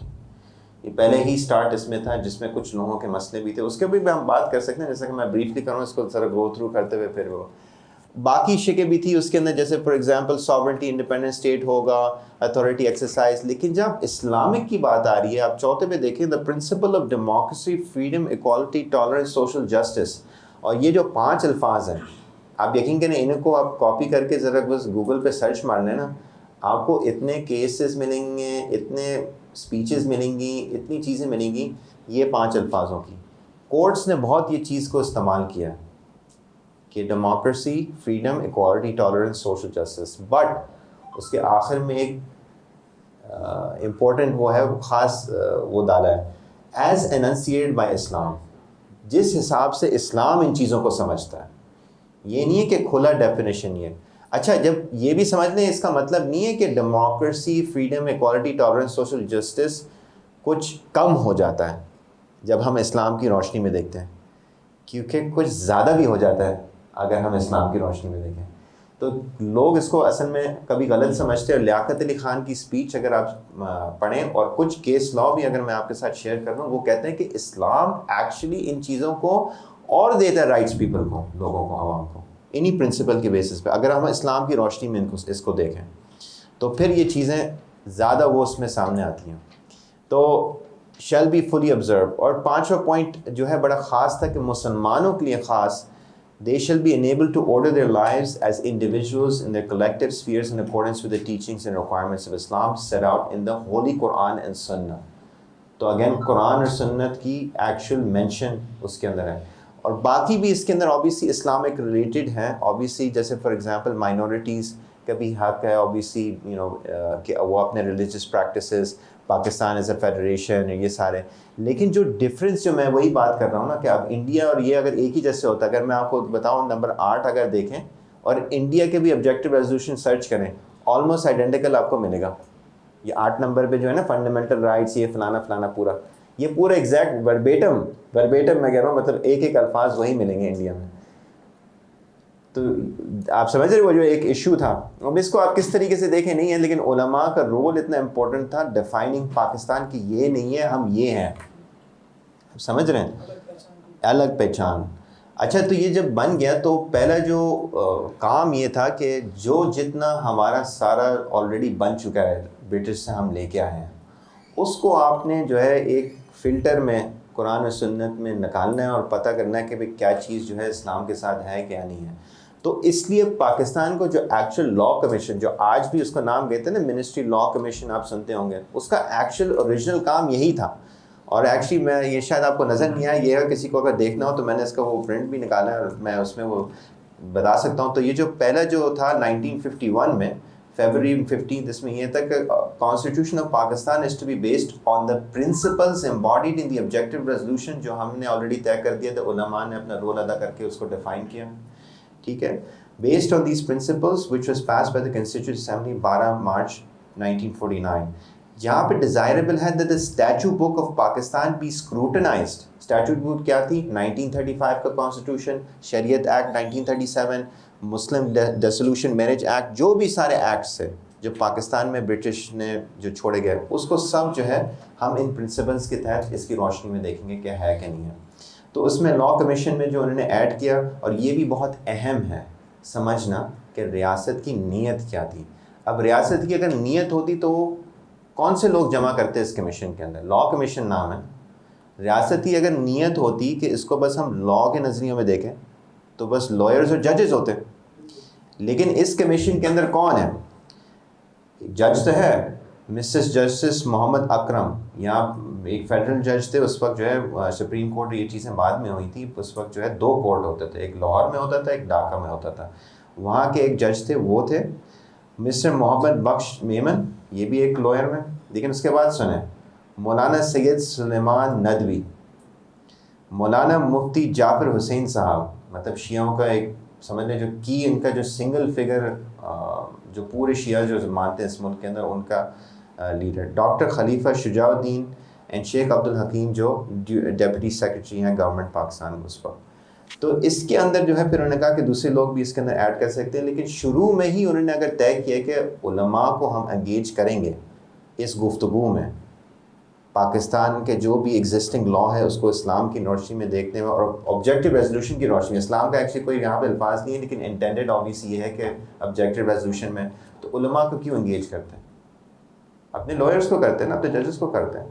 تو یہ بڑا اہم ہے اگر آپ اس کو دیکھیں. پھر یہ آبویسلی آپ کو پتہ ہے وہ 51 میں پھر پہلی کنسٹیٹیوٹ اسمبلی پھر دوسرا پھر اس کے پولیٹیکل ایشوز تھے مولانا تمیز الدین اور کافی شاید آپ لوگوں کو پتہ ہوگا کیا ہوا ادھر governor general changing and all that. تو اس میں جو لیٹر آن جو منسٹری آف لا پھر 1957 میں وہ ہوا اگین انہوں نے اپوائنٹمنٹ کمیشن کیا اور اس کمیشن کا بھی گیزٹ میں نے نکالا. یہ ایکچولی ویسے آپ کو ایون آن لائن بھی نہیں ملتا یہ آپ کو آرکائیوز میں جا کے ڈھونڈنا پڑتا ہے.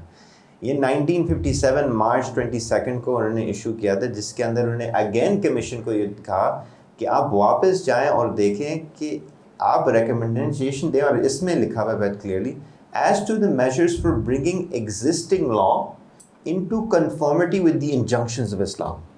Number 1. Number 2, as to the stages by which such measures should be brought into effect. تو ایک آپ دیکھیں قانون کے اندر جو بھی ہے ہمارے پاس برٹن سے ہم نے دیا ہوا ہے. اچھا یہ آپ سمجھے 57 کیا ہے 56 کا کانسٹیٹیوشن بن چکا. تو برٹش والا تو ہم نے 51 میں چیک کر لیا بھائی یہ چیزیں ہیں یہ نہیں ہے اسلام کے اندر یہ وہ اس کی رپورٹ آ گئی. 56 کا جب کانسٹیٹیوشن قائم ہوا پھر انہوں نے کہا کہ آپ جا کے اس کو دیکھیں کہ اسلام کے مطابق یہ قانون صحیح ہے کہ نہیں ہے 57 میں، اور بتایا گیا کہ اب باقاعدہ اسلام کی انجنکشنز کو آپ چیک کر کے ہوں گے، اور پھر بتائیں گے جہاں پہ خلاف ہے، جہاں پہ جو ہے اس کے مداخلت ہو رہی ہے، جو بھی ایشوز ہیں، آپ پھر ہمیں سلوشن بتائیں گے اور اس کا ٹائم فریم بتائیں گے کہ چلیں یہ جو ہے یہ صحیح نہیں ہے، تو اب 5 سال کے اندر ہمیں اس کو یہاں تک لے جانا ہے، تو یہ بھی آپ ہمیں بتائیں. یہ کمیشن کی ذمہ داری ہے. یہ لا کمیشن جو آج ہے قائم، اس کی اوریجنل رسپانسبلٹی یہ تھی کہ لا کو جو ہے اسلام کے نظر and to compile and suitable for guidance of national and provincial assemblies such injunctions of Islam as can be given legislative effect. اور پھر آپ خود ریکمینڈ کریں ہمیں پروونشل لیول پہ اور سینٹرل گورنمنٹ کے لیول پہ، خود آپ ہمیں بتائیں کہ اس کے اندر کیا ہونا چاہیے اسلام کے مطابق، انجنکشن اسلام. اور اس کے اندر اگین دیکھا جائے کس کس کو انگیج کیا، اس کی بھی لسٹ ہے، اور اس کے اندر دیکھیں کہاں سے سٹارٹ کرتے ہیں. نمبر 1 جہاں پہ چیئرمین انہوں نے کہا تھا after the consultation with the chairman commission appoint the article as please to appoint کس کس کو. نمبر 1 مولانا ظفر احمد عثمانی. نمبر 2 مولانا کفایت حسین. نمبر 3 مولانا غلام مرشید. نمبر 4 مولانا اکرم خان. نمبر 5 مولانا امین احسن اصلاحی. Number 6 doctor Syed Ejaz Hussain Jafri. Number 7 mister Ghulam Ahmad Pervez. Number 8 Maulana Ragib Ahsan. Number 9 Allama I Qazi. And number 10 mister A کے ابراہیم. اس کے اندر زیادہ تر علماء حضرات. تو یہ ممبر کی کمیشن ہوا تھا 57 میں 56 کے کانسٹیٹیوشن کو دیکھتے ہوئے کہ کیا کرنا ہے. میں دیکھیں یہاں آپ کو اس لیے لے جا رہا ہوں تاکہ آپ سمجھے علماء کا رول اور کردار بڑا اہم ہے. یہ نہیں ہے کہ مدرسوں میں اور بس یہاں تک. پورا پاکستان جو قائم ہوا ہے نا وہ علماء کے ساتھ مل کے ہوا ہے، اور ورنہ ہوتا ہی نہیں. مطلب اتنا میں کہتا ہوں ورنہ ہوتا ہی نہیں. بیکاز میں وہ اگین بات بتا رہا ہوں، آپ کنسٹیٹیوٹ اسمبلی کی سارے ہر دن کی نوٹس ہیں، اس کے اندر آپ بحث دیکھیں گے کہ بھائی ہم تو بالکل انڈیا جو ابھی ہم نے مباحثہ کر کے جو طے کیا ہے وہ تو انہی کی طرح بن رہا ہے، ہم یہاں سے کیا ڈفرینٹ ہے اینڈ آل دیٹ. اور آبجیکٹیو ریزولوشن کا ذرا میں یہ بھی بتا دوں، تھوڑا سا یہ اہم ہے کہ آبجیکٹیو ریزولوشن کے اندر جو 10 حضرات نے اس کے مخالفت کی، ٹھیک ہے، تو آپ یہ بھی سمجھ لیں کیونکہ اب پھر سمجھ میں آ جائے گا کہ کیوں آ رہا تھا. آپ لوگ نے شاید سنا ہو، لوگوں نے کہا ہوگا نہیں آبجیکٹیو ریزولوشن جو ہے وہ غیر مسلمانوں کے لیے وہ نہیں ہے، فلانا چیز ہے. لیکن آپ اگر دیکھیں تو اس کے اندر کچھ 4-5 شکیں تو انہی کے لیے بنی ہوئی ہیں کہ مائنورٹیز کے، ریلیجس کے، وہ ڈاؤن ٹراڈن لوگ کے، یہ مائنورٹیز کے جو ہے وہ بھی ایکسٹریم حد تک وہ اپنی جو بھی ریلیجس پریکٹسز ہو سکتی ہیں وہ ہم پروٹیکٹ کریں گے. آؤٹ آف دا وے ریاست یہ کرے گی، یہ ہے. تو ایسی کوئی بات نہیں ہے کہ اس کے اندر یہ. اور لیاقت علی خان نے اپنی اسپیچ کے اندر ہی اگر آپ وہ پڑھیں نا تو زیادہ یہی فوکس کیا کہ کچھ لوگ شاید یہ کہیں، لیکن میں آپ کو بتا رہا ہوں یہ ایسے نہیں ہے، اس میں یہ ہے. جو 10 لوگوں نے اس کے خلاف ورزی کی، نمبر 1 ایک بھی اس میں سے ایک مسلم لیگ کا ممبر نہیں تھا. سب سے پہلی بات، اس میں ایک بھی مسلم لیگ جو ایک پولیٹیکل موومنٹ پاکستان کو قائم کرنے میں سب سے امپورٹنٹ انہی کا رول تھا، اس کے ممبر ہی نہیں تھے. دیکھیں یہ بہت امپورٹنٹ بات میں اس لیے کر رہا ہوں کیونکہ آپ سوچیں، آپ پیچھے جائیں. مسلم لیگ، آل انڈیا مسلم لیگ کا موومنٹ یہ تھا کہ ہم ایک ریاست الگ مسلمانوں کے لیے بنانے جا رہے ہیں. اب جو لوگ اس کے حصے ہی نہیں تھے، آبویسلی وہ تو پولیٹیکلی اگینسٹ تھے، تو وہ کیوں اس چیز کے اوپر اگری کریں گے؟ ان کا تو پولیٹیکل موقف کانگریس کی طرف تھا. اتفاق تھا کہ وہ کیونکہ ادھر ہی رہ گئے تو ادھر رہ گئے. آپ سمجھ رہے ہیں؟ تو آپ ان سے ایکسپیکٹ تو نہیں کر سکتے نا کہ وہ اگری کریں، اس میں وہ اگری کریں کہ ہم اس چیز کے اوپر کہ we will be with you in this. اور دوسری ایک بات انٹرسٹنگ بتاؤں، اگین کنسٹیٹیوٹ اسمبلی کی آپ کو پورا آپ کو اس کو ڈے ٹو ڈے ڈاکیومنٹیشن مل جائے گا. اس کے اندر آپ کو ملے گا کہ کنسٹیٹیوٹ اسمبلی کے اندر یہی 10 لوگ تھے جنہوں نے کہا کہ قائد اعظم محمد علی جناح کو قائد اعظم نہیں بلایا جائے. ایک ریزولوشن پاس ہوا تھا کہ قائد اعظم کے جب انتقال ہوا کہ ہم ان کو قائد اعظم کا ٹائٹل دیں جو آج ہم کہتے ہیں آفیشلی گورنمنٹ کی طرف سے. 10 لوگ جو اس کے خلاف تھے وہی 10 لوگ تھے جنہوں نے آبجیکٹیو ریزولوشن کو نہیں مانا. وہی کہتے تھے نہیں ہم ان کو نہیں مانتے قائد اعظم اور ریزولوشن کے خلاف. تو یہ چیزیں بڑی اہم ہیں کیونکہ آج کل کی جو گفتگو ہوتی ہے نا، جیسے ابھی یہاں اگست 11 آ جائے گا اور آپ دیکھ لیں گے سارے اخباروں میں اگست 11 یہ اسپیچ تھے قائد اعظم کی اور یہ اور فلانا اور یہ تو یہ چاہتے تھے، یہ تو فلانا یہ چاہتے تھے. یہ چیزیں ہڈن ہیں کیونکہ جب تک آپ ریسرچ کر کے یہ چیزیں نکالیں گے نہیں اور پڑھیں گے نہیں تو آپ کو یہ پتہ بھی نہیں ہوگا. یہ جو 10 لوگ تھے ٹھیک ہے ملک کا حصہ تھے, ابھی بھی میں کہتا ہوں, لیکن میں ان کی پولیٹیکل فلسفی اگر سمجھے تو وہ کبھی مسلم لیگ کا ساتھ نہیں دیا, نہ پہلے دیا نہ اس کے بعد دیا گا, اور نیچرل بھی نہیں ہے. دیکھیں اس طرح ان کا تھا ہی نہیں ہے پولیٹیکل ویژن, مسلم لیگ کا تھا. تو اینی ویز گوئنگ فارورڈ, اب 56 کے کانسٹیٹیوشن کے بعد آپ کو تو پتہ ہے پھر ایوب خان کا دور آ گیا.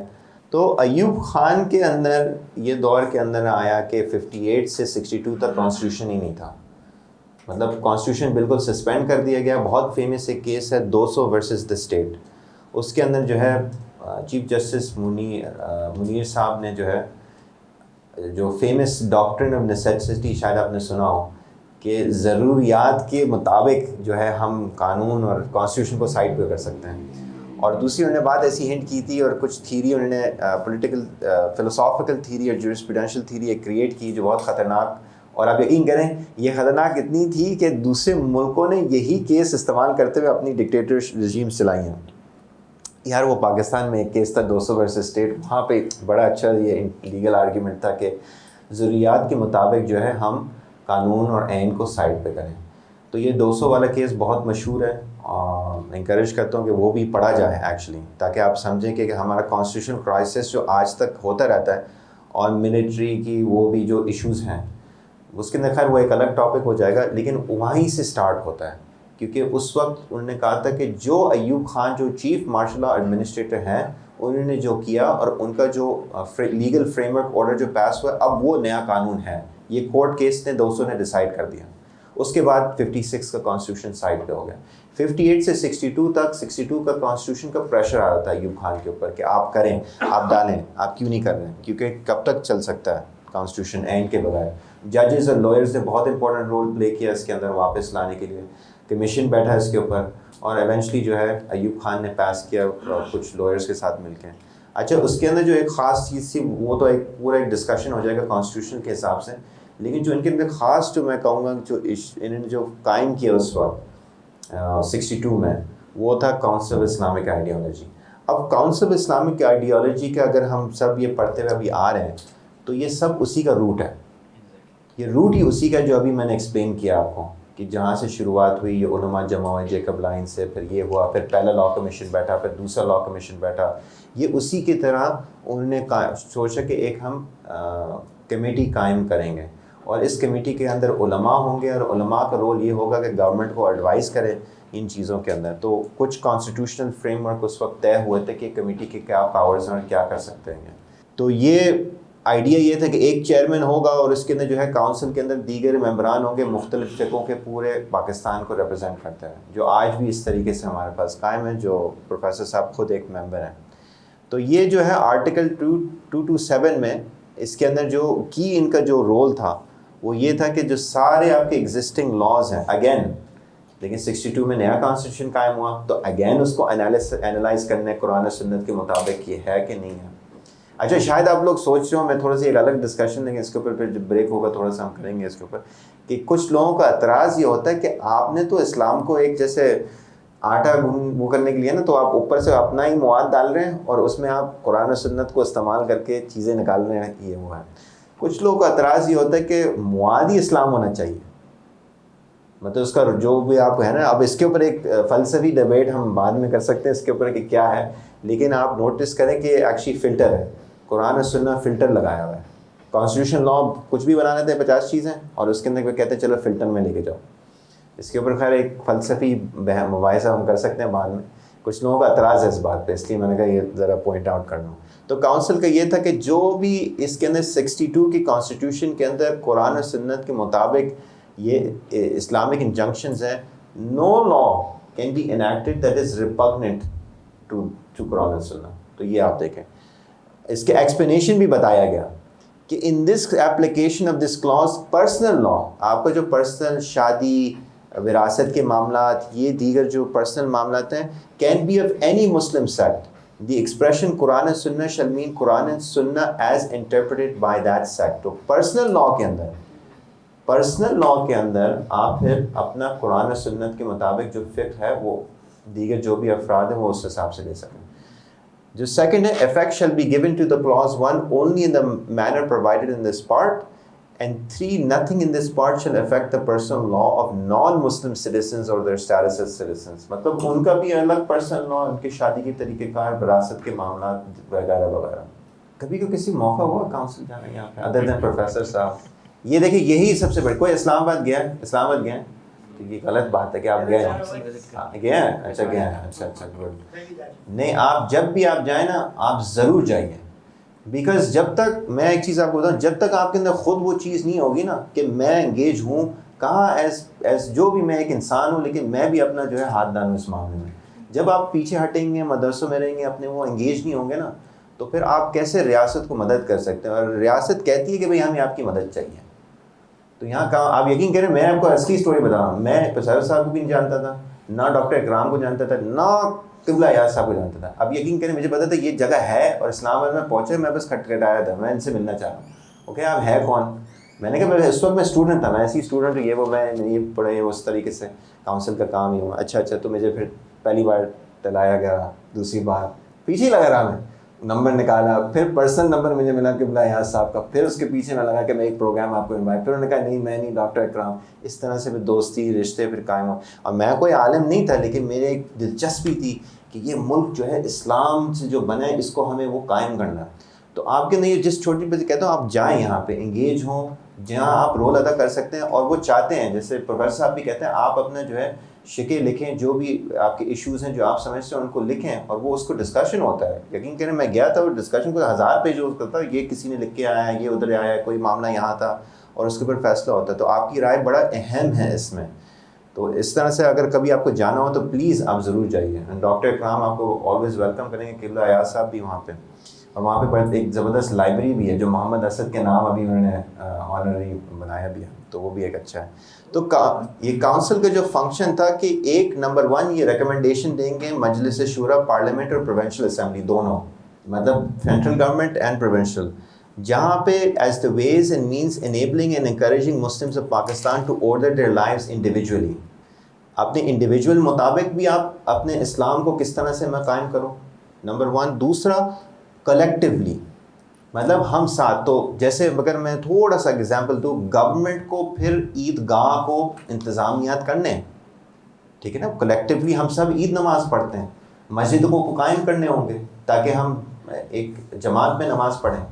ایٹ دا سیم ٹائم جہاں پہ میرے انڈیویجول ہے کہ میرے انڈیویجول ایکسیس بھی جو بھی ہے میں اپنا پرسنل لا پریکٹس کروں، اسلام اپنا جو بھی ہے وہ بھی ہے. تو دونوں چیزیں انڈیویجول اینڈ کلیکٹیولی، یہ چیز ہے. ہاں بس ابھی اینڈ ہی ہو رہی ہے آخری اس میں. دوسرا یہ کہ in accordance with the principles and concept of Islam as enunciated again in Quran and Sunnah. دوسرا یہ کہ to advise house and provincial assembly president or governor any question referred to the council as to whether the proposed law or not is repugnant to the injunction of Islam. Again آپ advise دیں ریاست کو، جو بھی ہے president کو، house کو، assembly کو، اپنی طرف سے کہ بھائی ایک تو ان کی طرف سے ایک پوچھا تھا کہ آپ ذرا ہمیں بتائیں، دوسرا یہ ہے کہ آپ خود ان کو ریکمینڈ کریں. تو یہ چیز جو ہے بڑی امپورٹنٹ ہے. تیسرا یہ ہے to make recommendation as to measure to bring existing laws into conformity. جو ایگزسٹنگ لاز ہیں ان کو زیادہ اسلام کے قریب ہمیں لے کے آنا ہے، ٹھیک ہے، اینڈ وچ ون، اور اس کا کیا ہے، کس طرح سے اس کے میجرز ہوں کہ اگر ایک ساتھ نہیں تو چلو 5 سال کے اندر ہمیں یہ کرنا ہے. آخری یہ ہے to compile a suitable form of the guidance for Majlis Shura and parliament and provincial assemblies as to the injunctions of Islam that can be given legislative effect. تو یہ چیز جو ہے بہت آخر میں جو ہے کہ آپ خود ایک کمپائل کریں ہمارے اس کے لیے کہ وی گیٹ ایکسیس کہ ہم کس طرح سے وہ لے کے آئیں. آرٹیکل 230 یہ بھی اہم ہے کہ کاؤنسل کا جو فنکشن آگے تو یہ پاورز ہیں کاؤنسل کی، بڑا امپورٹنٹ کی ایریاز. ریکمینڈ قرآن و سنت کے اندر جو ہے پارلیمنٹ پروونشل اسمبلیز کو، ان سے جب آپ پوچھا جائے. دوسرا کہ آپ خود ایڈوائز کریں ان کو، اینڈ پریزیڈنٹ پاکستان اور گورنر بھی کہ کیا ہونا چاہیے، اور ویدر اس جو لا ہے جو پرپوز ہوا ہوا ہے اسلام کے اندر، تو اگر وہ پوچھے بھی نہیں آپ خود بتائیں. تیسرا یہ کہ آپ پھر ریکمینڈ کریں کہ جو ایگزسٹنگ لاز ہیں جو ابھی ہیں یہ کس طریقے سے اسلام کے اندر زیادہ کنفارمیٹی ملائیں. اور چوتھا یہ کہ آپ ویسی ایک گائیڈنس جو ہے ہمارے لیے بنائیں پارلیمنٹ اور پروونشل اسمبلی میں، جو آئی تھنک اس کے اندر بھی بڑا اچھا ایک کام ہو سکتا ہے، کیونکہ پروونشل اور اسمبلی میں نئے لوگ آتے رہتے ہیں، ان کو نہیں پتہ. ہمیں تو پتہ ہے، وہ تو ایک تھوڑا سا ایشوز بھی ہو گئے تھے جس کے اندر کچھ ہمارے ایم این ایز اور ایم پی ایز جو ہے بہت بیسک اسلامک چیزیں بھی نہیں جانتے تھے، تو شاید ان کے لیے بھی کلاسز کرنی چاہیے، ان کو بتانا چاہیے اسلام کیا کہتا ہے. یہ کونسل کا ایک رول ہے کہ وہ ان کو بتائیں، کمپائل کریں گائیڈنس ہمارے اسمبلیز کے لیے کہ جو لوگ آ رہے ہیں اس کے اندر شاید ہم کام کر سکتے ہیں، کیونکہ کونسل کے تو یہ پاورز ہیں. تو تھوڑا سا آخری اس کا ایک سیکشن ہے کونسل کا، اسلامک آئیڈیالوجی کا. یہاں پہ اوبیسلی کونسل نے جب کچھ اس کے پہلو وہ ہے کہ بیسکلی کتنے دن میں کرنا ہے، تو 15 دن میں یہ ہے کہ جب ایک چیز آئے تو 15 دن میں یہ چیز جو ہے ان کو ایڈوائز کیا جائے. باقی جو اس کے رولز ہیں I don't think that very important, تو اس کو طرح سے اسکپ کر لیتے ہیں. لیکن فیڈرل شریعت کوڈ کا میں آخری اس میں آتا ہوں. تو اس کے بعد کیا ہوا، 62 میں یہ قائم ہو گئے، کونسل نے اپنا کام سٹارٹ کر لیا. پھر جو ہے 73 کے کانسٹیٹیوشن کے اندر انہوں نے ڈیسائیڈ کیا کہ ایک اور باڈی قائم کرتے ہیں، جو ضیاء الحق صاحب نے جو ہے سوچا کہ دس از امپورٹنٹ. اب اس کا اوریجنل رول یہ تھا کہ اس کو اور اسلامک کریں، سسٹم کو، جوڈیشری کو کس طریقے سے ہم کر سکتے ہیں. تو انیشل جو ضیاء الحق کا جو پوزیشن تھا، آپ کو شاید چند لوگوں کو پتہ ہوگا، شریعت کورٹس ایکچولی اسٹیبلش ہوئے تھے ہر ڈسٹرکٹ پہ پہلے. یہ میں بات کر رہا ہوں اباؤٹ 79 80 81. پھر وہاں پہ کچھ ایشوز ہوئے تھے جس کے اندر ضیاء الحق صاحب نے تھوڑا سا اس کو ریفارم کرتے ہوئے فیڈرل شریعت کورٹ ہی رہ گیا. اس کے اندر کچھ ایشوز تھے، مطلب ادھر بھی ٹرائی ہو رہا تھا، ادھر بھی ٹرائی ہو رہا تھا، کوئی شریعت کورٹ جا رہا تھا، کوئی ادھر جا رہا تھا. وہ اگر اس میں وہ ڈسکشن ایک بالکل الگ ہو جائے گا، وہ اس کی کیا وجوہات تھی، پالیٹکس کیا تھا، آل دیٹ. خیر فیڈرل شریعت کورٹ جب قائم ہوا تو اس کے اندر جو خاص جو اس کے جو اسلامک شک کی جو ایک امپورٹنٹ پوائنٹ ہے، اور یہ بھی میں آپ کو ایک انٹرسٹنگ پوائنٹ بتا دوں، وہ بھی ایک الگ ٹاپک ہو سکتا ہے سر اس کے اوپر. آپ نے تو سنا ہو سوموٹو تو سنا ہوگا نا، چیف جسٹس صاحب نے سوموٹو لے لیا. بہت انٹرسٹنگ بات یہ ہے کہ قانون کے اندر، عین کے اندر سوموٹو کے پاورز و اختیارات سپریم کورٹ کو نہیں دیے ہی نہیں گئے. 184(3) جو سپریم کورٹ کہتا ہے کہ اس کے ذریعے ہم سوموٹو لیتے ہیں، اس کے اندر سوموٹو کے ذکر نہیں ہے. اچھا آپ کہیں چلیں ذکر نہیں ہے تو انہوں نے جو ہے خود اس کو سمجھ لیا. اس کے اندر دیکھیں ہم تو عین کو فالو کرتے ہیں نا، عین از دا رول آف لا. عین کے اندر تو دوسری جگہ پہ لکھا ہوا ہے کہ سوموٹو کوئی لے سکتا ہے. تو اس کا مطلب یہ ہے جو قانون بنا رہے تھے 1973 کا جو کانسٹیٹیوشن بنایا، ان کو پتا تھا سوموٹو کیا ہے، لیکن انہوں نے فیصلہ کیا کہ ہم سپریم کورٹ کو نہیں دیں گے. اور کس کورٹ کو دیں گے؟ فیڈرل شریعت کورٹ کو دیں گے. فیڈرل شریعت کورٹ واحد کورٹ ہے اس ملک کے اندر جو کانسٹیٹیوشن اندر بائی اٹ سیلف ان دیئر کہ federal Shariat court can take a motion by itself, مطلب اپنے اوپر خود، کوئی پارٹی نہیں ضرورت ہے. سوموٹو کا یہ مطلب ہو کہ کوئی پارٹی کمپلین کرنے نہیں آئی، ایون کوئی تھرڈ پارٹی بھی کمپلین کرنے نہیں آئے، وہ خود نوٹس لیتے ہیں کہ بھئی ہماری نظروں میں یہ آیا، یہ چیز غلط ہے. لیکن جب آپ یہ کرتے ہیں تو کیا ہوتا ہے، فلسفی انداز سے آپ اس کو دیکھیں، اگر میں خود ایک کیس لے کے آؤں اپنی عدالت کے اندر، میں خود جج ہوں، تو میں تو پھر ایک سائڈ پہ ہو گیا نا، بائس ہو گیا آٹومیٹکلی، اس پوزیشن میں تو بائس ہو گیا. اور یہی جو آج کرٹیسزم چل رہی ہے سپریم کورٹ کی، وہ اسی بیسس پہ چل رہی ہے کہ آپ کے بائس اس پہ سوموٹو لے لیتے ہیں، اس پہ نہیں لے لیتے ہیں. 12 بجے عدالتیں کھل سکتی ہیں ایک چیز کے لیے، دوسری چیز کے لیے. تو اس لیے یہ اس میں آ گئے ہیں کیونکہ انہوں نے یہ خود دروازہ کھولا ہے. یہ دروازہ ویسے آئین میں نہیں تھا، انہوں نے خود انٹرپریٹ کر کے بنایا گیا. اور اس میں تو میں یہ انٹرسٹنگ فیکٹ آپ کے ساتھ شیئر کر رہا ہوں کہ واحد عدالت ہے اس ملک کے اندر جو خود سوموٹو لے سکتا ہے، وہ ہے فیڈرل شریعت کورٹ. اور وہ بھی اس چیز میں لے سکتا ہے کہ قرآن کی سنت کے مطابق ہے کہ نہیں، یہ شک قانون کے اندر یہ ہے کہ نہیں، خود وہ لے، کوئی کمپلینٹ نہیں آئے. لیکن کمپلینٹ کے اوپر بھی میں آپ کو بتا سکتا ہوں جس کے اندر آپ سب کا رول بھی ادا ہو سکتا ہے. تو اس کے اندر جو کی پاور تھا article 203D, the powers and jurisdictions and functions. Number 1, the court may either of its own motion against suo motu. یہ والی بات جو ہے نا لیٹن میں اس کا مطلب یہ ہے کہ اپنے اون موشن پہ، اور on petition of citizen of Pakistan، مطلب اپنا خود انہوں نے نظر ثانی کر کے اچھا یہ چیز ہے اس کو دیکھتے ہیں، وہ نہیں ہے تو پھر کوئی پٹیشن آئے کوئی سٹیزن کی طرف سے.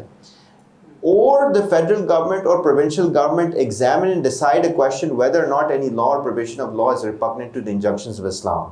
تو ایون گورنمنٹ بھی لے کے آ سکتا ہے کیس، ایون گورنمنٹ بھی لے کے آ سکتا ہے کیس.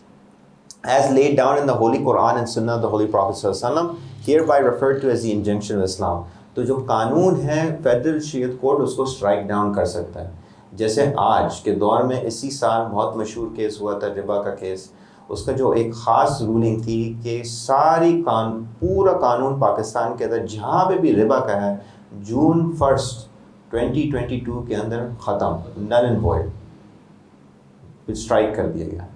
تو یہ وہی پاور ہے کہ وہ کر سکتے ہیں جس کے اندر جو ہے یہ ایک فلٹر رہتا ہے. So we see Islamic law isn't a source here rather a filter, جو میں نے بات کی. اس کے اوپر اگین ہم موبائل سے بعد میں کر سکتے ہیں لیکن ایک کچھ حد تک تو ہے.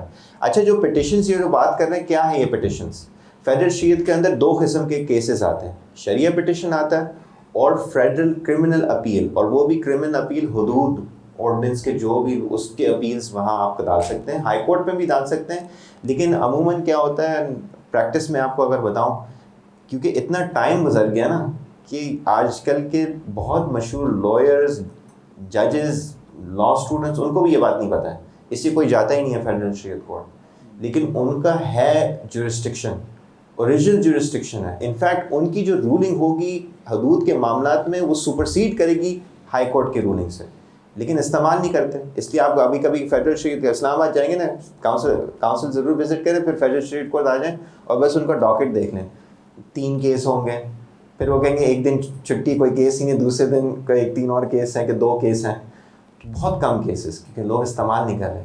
لوگ جو ہے شریعہ پٹیشن دائر کر سکتے ہیں. یہ پٹیشن آپ کوئی بھی پبلک میں ایک کاغذ اٹھائیں، سمپل لائک دس، کہ میں نے جو ہے یہ قانون پڑھا، یہ اسلام کے مطابق نہیں ہے کیونکہ فلانا آیت یہ کہتی ہے، امام قرطبی کے تفسیر میں یہ لکھا ہوا ہے، تو میرے مطابق جو ہے یہ چیز نہیں ہے. یہ بس سائن کر کے بھیج دیں اسی کاغذ پہ، ایک سٹیمپ لگا کے آپ کا شریعہ پٹیشن درج ہو جائے گا. آپ کو لکھیں گے واپس کہ آپ لائر افورڈ کر سکتے ہیں، وہ نہیں ہے تو خود ہم بھیج دیں گے، کوئی مسئلہ نہیں ہے، تو آپ کے لیے خود وہ کر لیں گے اور پھر آپ اس کو فالو اپ کرتے رہیں.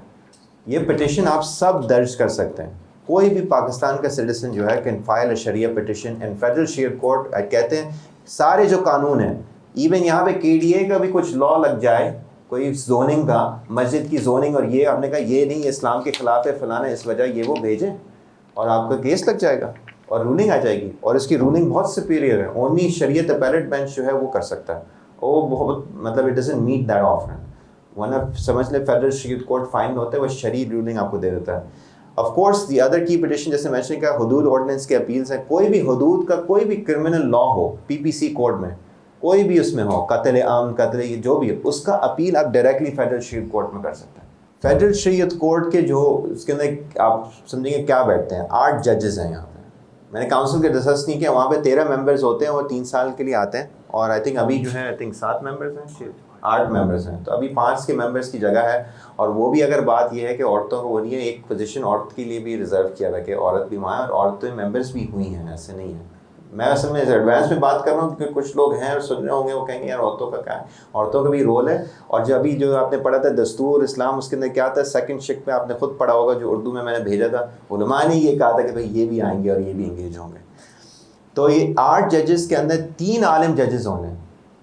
اور عالم ججز کا مطلب وہ مفتی عالم بھی ہیں اور جج بھی ہیں، تو یہ ریکوائرمنٹ ہے اس کے اندر. اچھا کرنٹلی وہاں پہ اتفاق ہے کہ جو چیف جسٹس ابھی بنے doctor Syed Anwar Muhammad Anwar, he is the only عالم جج، لیکن دی اونلی ادر جج از نان عالم، اور 2 ہی جج ہیں ابھی، تو 6 کی ویکنسیز ہیں. اچھا یہ بھی آپ سمجھ لیں جہاں پہ ہماری 5 ویکنسیز کاؤنسل میں اور 6 ویکنسیز یہاں پہ ہیں، تو یہ بھی آپ سمجھ لیں کہ کچھ جو ہیں مسئلے اوپر کی طرف سے بھی ہوتے ہیں کہ لوگوں کو ذرا انگیج نہ کریں. لیکن میں آپ لوگوں کو اس لیے بتا رہا ہوں تاکہ آپ آواز اٹھائیں، آپ پریزیڈنٹ کو کال کریں، گورنر کو کال کریں کہ بھائی آپ لوگ تو لے کے آئیں، یہ جو پوزیشنز بنی ہوئی ہیں ہمیں کام کرنا ہے. آپ اگر اس کو انٹرسٹ ہی نہیں دیں گے، سپورٹ نہیں کریں گے، تو کیا ہوگا؟ وہ ویسے ادارے بیٹھ جائیں گے، کام ہی نہیں ہوگا. اینڈ الحمدللہ ڈاکٹر سید محمد انور صاحب کبھی موقع ملے تو ضرور، اگر یہ کراچی آئیں تو ان کو ضرور یہاں پہ بلائیے گا. وہ بہت ہی زبردست انسان ہے. فیصلہ بھی انہی کا، یہ جو فیڈرل شریعت کورٹ کا جو ربا کیس ہے یہ بھی 3 سال کے ہیں، تو اس میں کچھ میرے امپورٹنٹ ججمنٹس تھے. اچھا تو یہ آپ دیکھ رہے ہیں کہ پہلا والا اوبیسلی آپ نے یہ ابھی جو پاس ہوا ہے ربا کا ججمنٹ ہے. اس سے پہلے جو ہے ایک ججمنٹ آن محمد ان لا، یہ بھی بہت امپورٹنٹ ججمنٹ ہے. ایک چائلڈ میرج ریسٹرینٹ ایکٹ کا بھی پچھلے سال ہوا ہے. ابھی کچھ انہیں ریسنٹلی اپڈیٹ کیا، آپ نے نوٹ کیا 2022 کے بھی آ چکے ہیں. اس کے اندر ایک وانی کا بھی کیس ہے خاص جو انہوں نے ڈیسائیڈ کیا تھا. اب میں سارے تو نہیں ڈسکس کر سکتا, میں تو انکریج کروں گا کہ آپ خود جا کے دیکھیں اس کو. ججمنٹ آن سروگسی, شریعہ پٹیشن ایک اور ہے. Judgment on the appointment of women as ججز, یہ بڑا اہم تھا کہ عورتیں بھی جو ہیں obviously can be a part of that. Islamisation of prison laws, جو پریزن کے اندر جو ہے قانون بنے ہیں اس ملک کے اندر, وہ کس طرح سے جو ہے غیر اسلامی چیزیں ہو رہی ہیں. اس کے اندر ٹارچر, اس چیزوں کی بھی چیزیں بھی ڈسکس ہوئی تھی, بڑا انٹرسٹنگ ہے.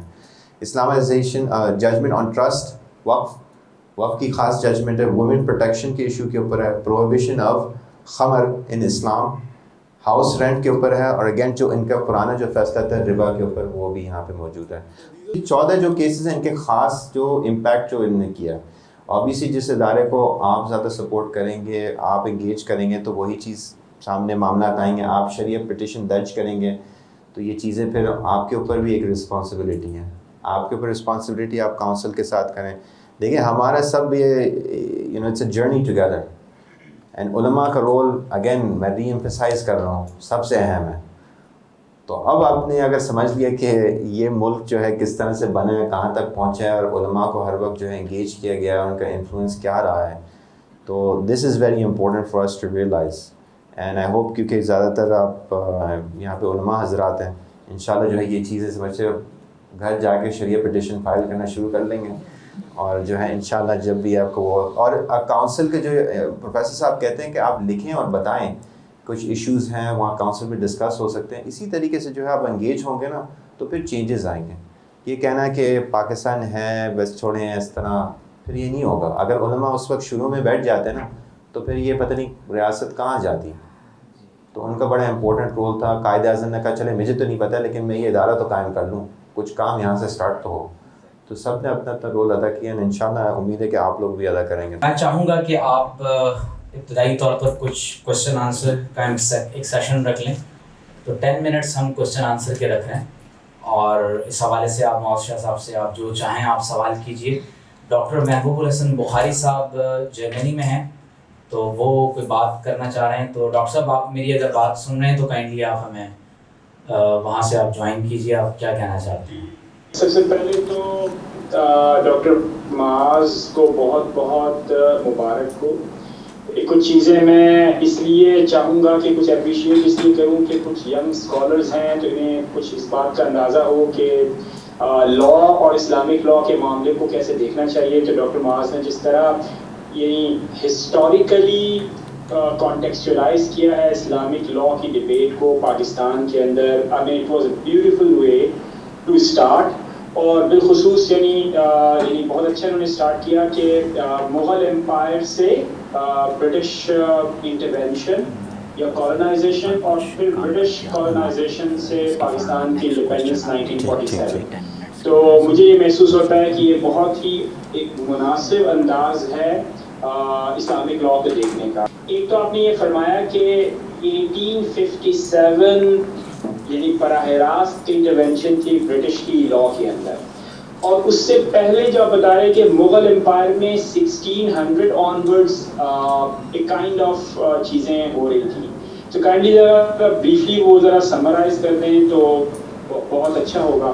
دوسرا مجھے بڑا دلچسپ آپ کی پریزنٹیشن کا پہلو لگا جب آپ نے یہ بتایا کہ آبجیکٹیو ریزولوشن صرف پاکستان میں نہیں ہے جس سے آپ آئیڈینٹی کو یعنی کنسٹرکٹ کرتے ہیں, بلکہ انڈیا کے اندر بھی آبجیکٹیو ریزولوشنز آئی جس سے وہاں کے مسلمانوں نے بھی اس کو پولیٹیکلی دیکھا.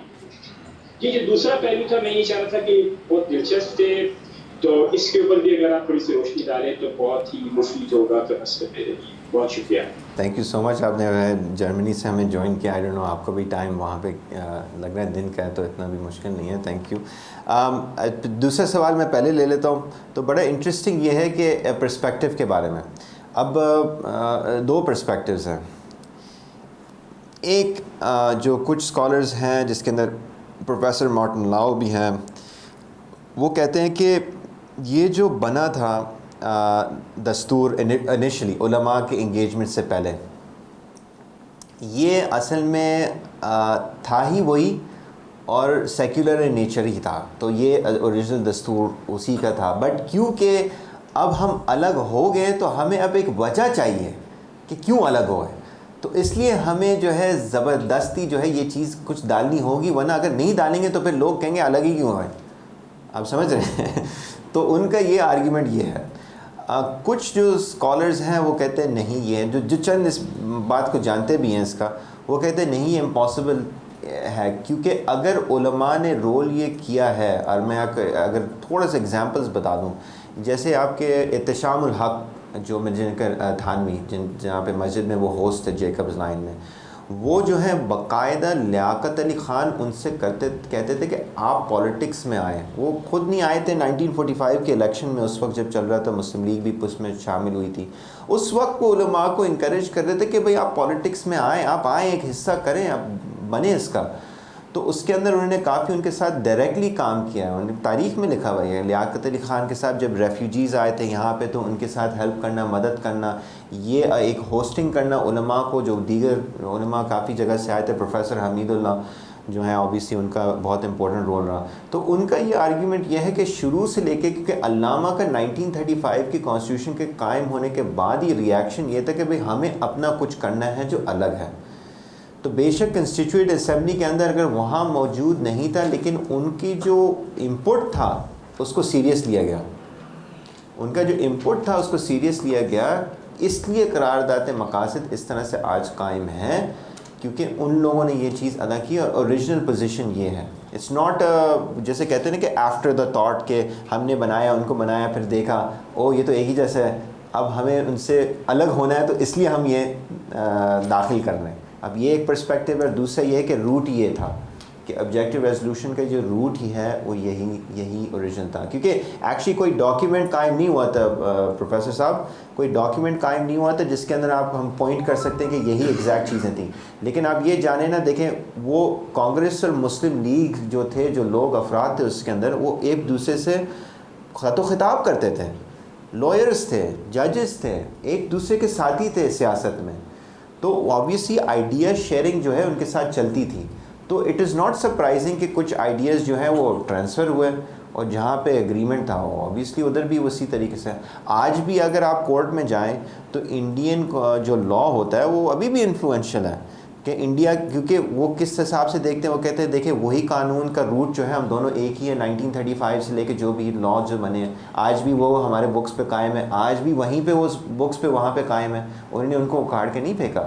تو اس میں انہوں نے جو ہے، ہم نے یہاں پہ فلٹر لگا کے قرآن و سنت کے مطابق کر لیا، وہاں انہوں نے نہیں کیا. یہ انہوں نے ادھر ہی اسی کی طرح سے جس طرح شریعت ایکٹ بنا ہوا ہے وہ رکھا ہوا ہے، ڈسلیوشن آف مسلم میرج ایکٹ جو ہے اس میں انہوں نے ان چیزوں کو اس طرح سے اینالائز نہیں کیا کانسٹیٹیوشنلی جہاں ہم نے کیا.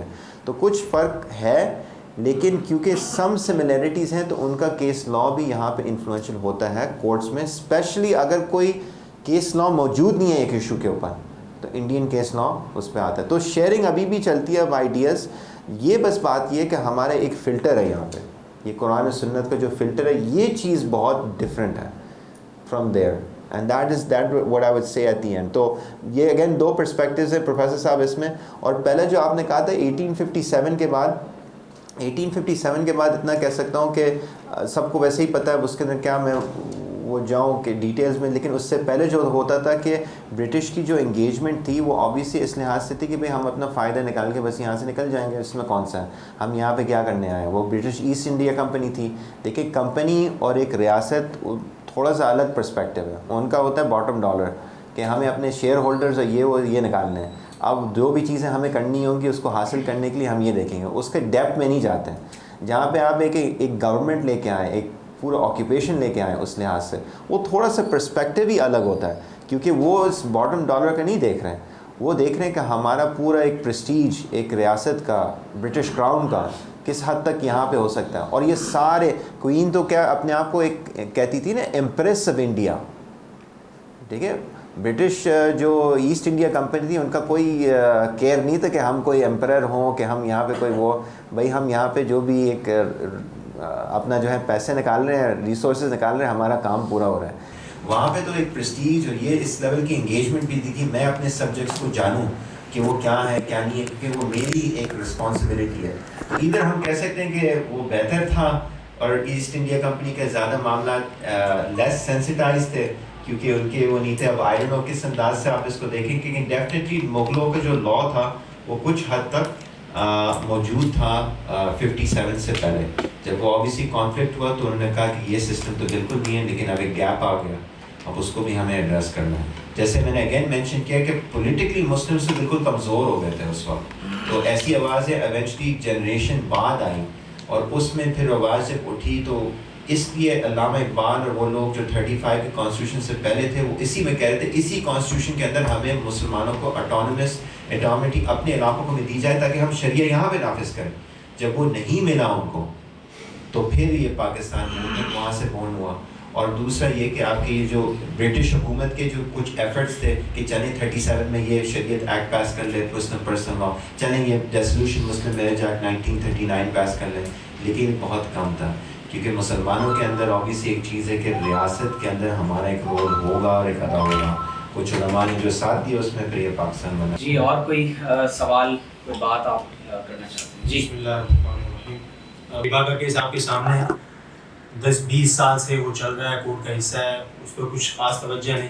اب وہ آ گیا ہے، فیصلہ بھی آ گیا، کب امپلیمنٹ ہوتا ہے بھائی قرآن و سنت کے مطابق ہونا ہے، آئین کا دستور ہے، آئین کہتا ہے کہ قرآن و سنت کے مطابق ہوگا، تو وہ ہو کیوں نہیں رہا، کر کیوں نہیں پا رہے. تو شاید ہمیں لگتا ہے کہ اگر کوئی اس کے اندر یہ جو میں سوال کرنا چاہ رہا ہوں یہ ہے کہ کیا کوئی ایسا طریقہ کار ہے کہ ہماری نظر میں، اور علماء بھی اس چیز کو جانتے ہیں کہ اس ساری وجوہات، ان سب مسائل کی جو وجوہات ہیں وہ یہ ہے کہ پاکستان کے اندر یہ پاکستان ڈیموکریسی کے لیے نہیں بنا تھا کہ جمہوریت کے نظام یہاں پر ہو. شروع سے ساری آپ قواعد پڑھیں، بیانات پڑھیں تو یہاں اس لیے نہیں بنا.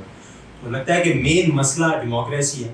تو اس ڈیموکریسی کو ختم کرنے کے لیے کہ یہ پاکستان کے آئین میں یہ نئی چیز نہیں ہے، اس کو ختم کرنے کے لیے کوئی پٹیشن دائر ہو سکتی ہے. اس کے لیے کوئی ہم علماء جو ہے وہ رول پلے کر سکتے ہیں کہ نظریاتی کونسل جو ہے یہ پریزیڈنٹ کو یہ ایڈوائز کرے کہ بھائی جتنے بھی مسائل ہو رہے ہیں ساروں کی وجہ جو ہے نا وہ ڈیموکریسی ہے، لہٰذا اس ڈیموکریسی کو ختم کرنے کے لیے یہ وجوہات ہیں، یہ ریزننگ ہے، اس کو ختم کرنے کے لیے اپنا کردار ادا کیا جائے. اگر وہ اس کے پاس اتھارٹی ہے وہ کی جائے. سے جو موجودہ ہماری صورتحال ہے پاکستان کی، تو ہمیں تو یہی لگ رہا ہے کہ ہم آئین پاکستان کے خلاف جا رہے ہیں، آل آر اینٹی، پریکٹیکلی یہی لگ رہا ہے.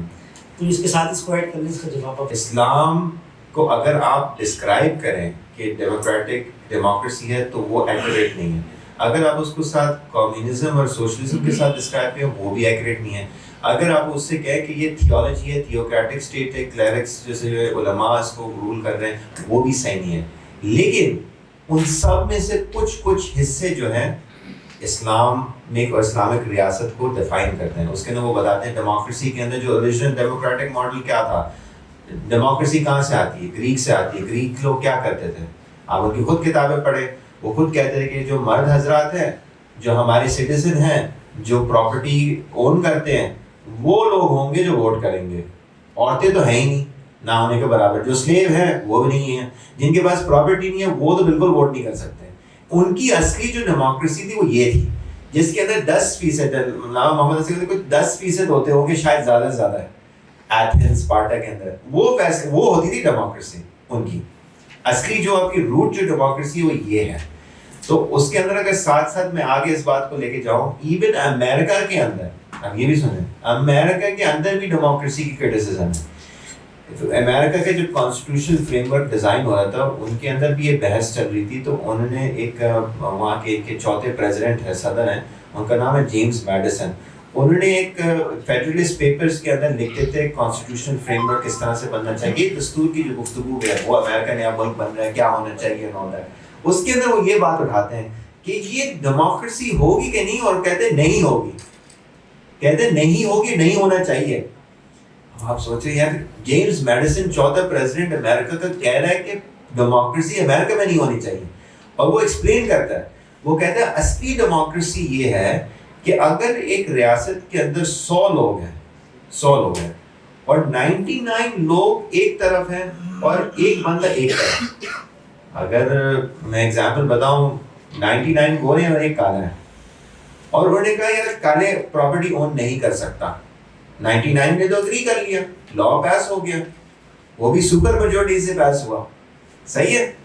اور ایک انسان سے آپ نے اس کی حقوق چھین لیے, حقائق اس کے چھین لیے. یہ تو ڈیموکریسی ہے. ایکچوئل ڈیموکریسی از دس.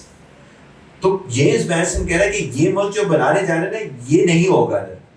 اور پھر ان کا کاؤنٹر آرگیومنٹ یہ ہے کہ یہ حریت ہوگی, ریپبلک ہوگا. اور ان کے اپنے رومن پرنسپلز میں گئے کہ روم میں یہ تھا فلانا چیز, کہ کچھ بیسک رائٹس جو ہے ہم ہر انسان کو دیں گے جو کوئی بھی چھین نہیں سکتا.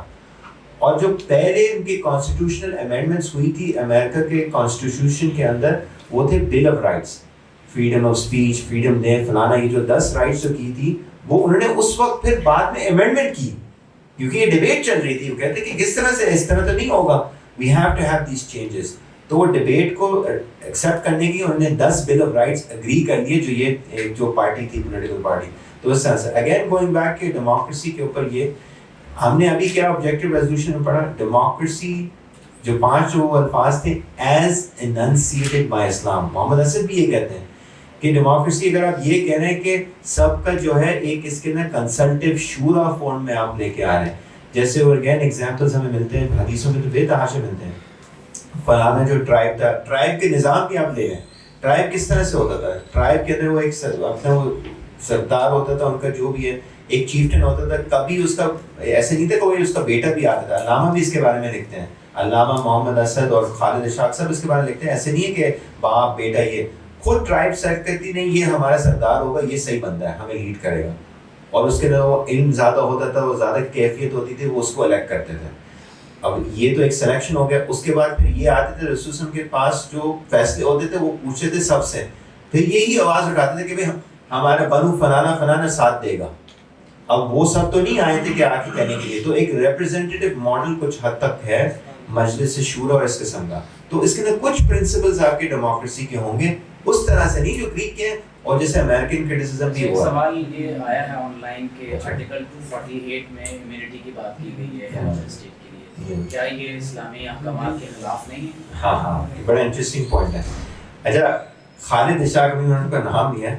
خالد اشاق نے ایک کتاب شائع کی ہے, it's called the constitutional limitations. آج لوگ اگر شاید جانتے نہیں ہیں, خالد اشاق ایک کاؤنسل کے ممبر بھی رہے, ایڈوکیٹ خالد اشاق کاؤنسل کے ممبر 2 بار بھی رہے تھے, 1 بار چیئرمین بھی رہے.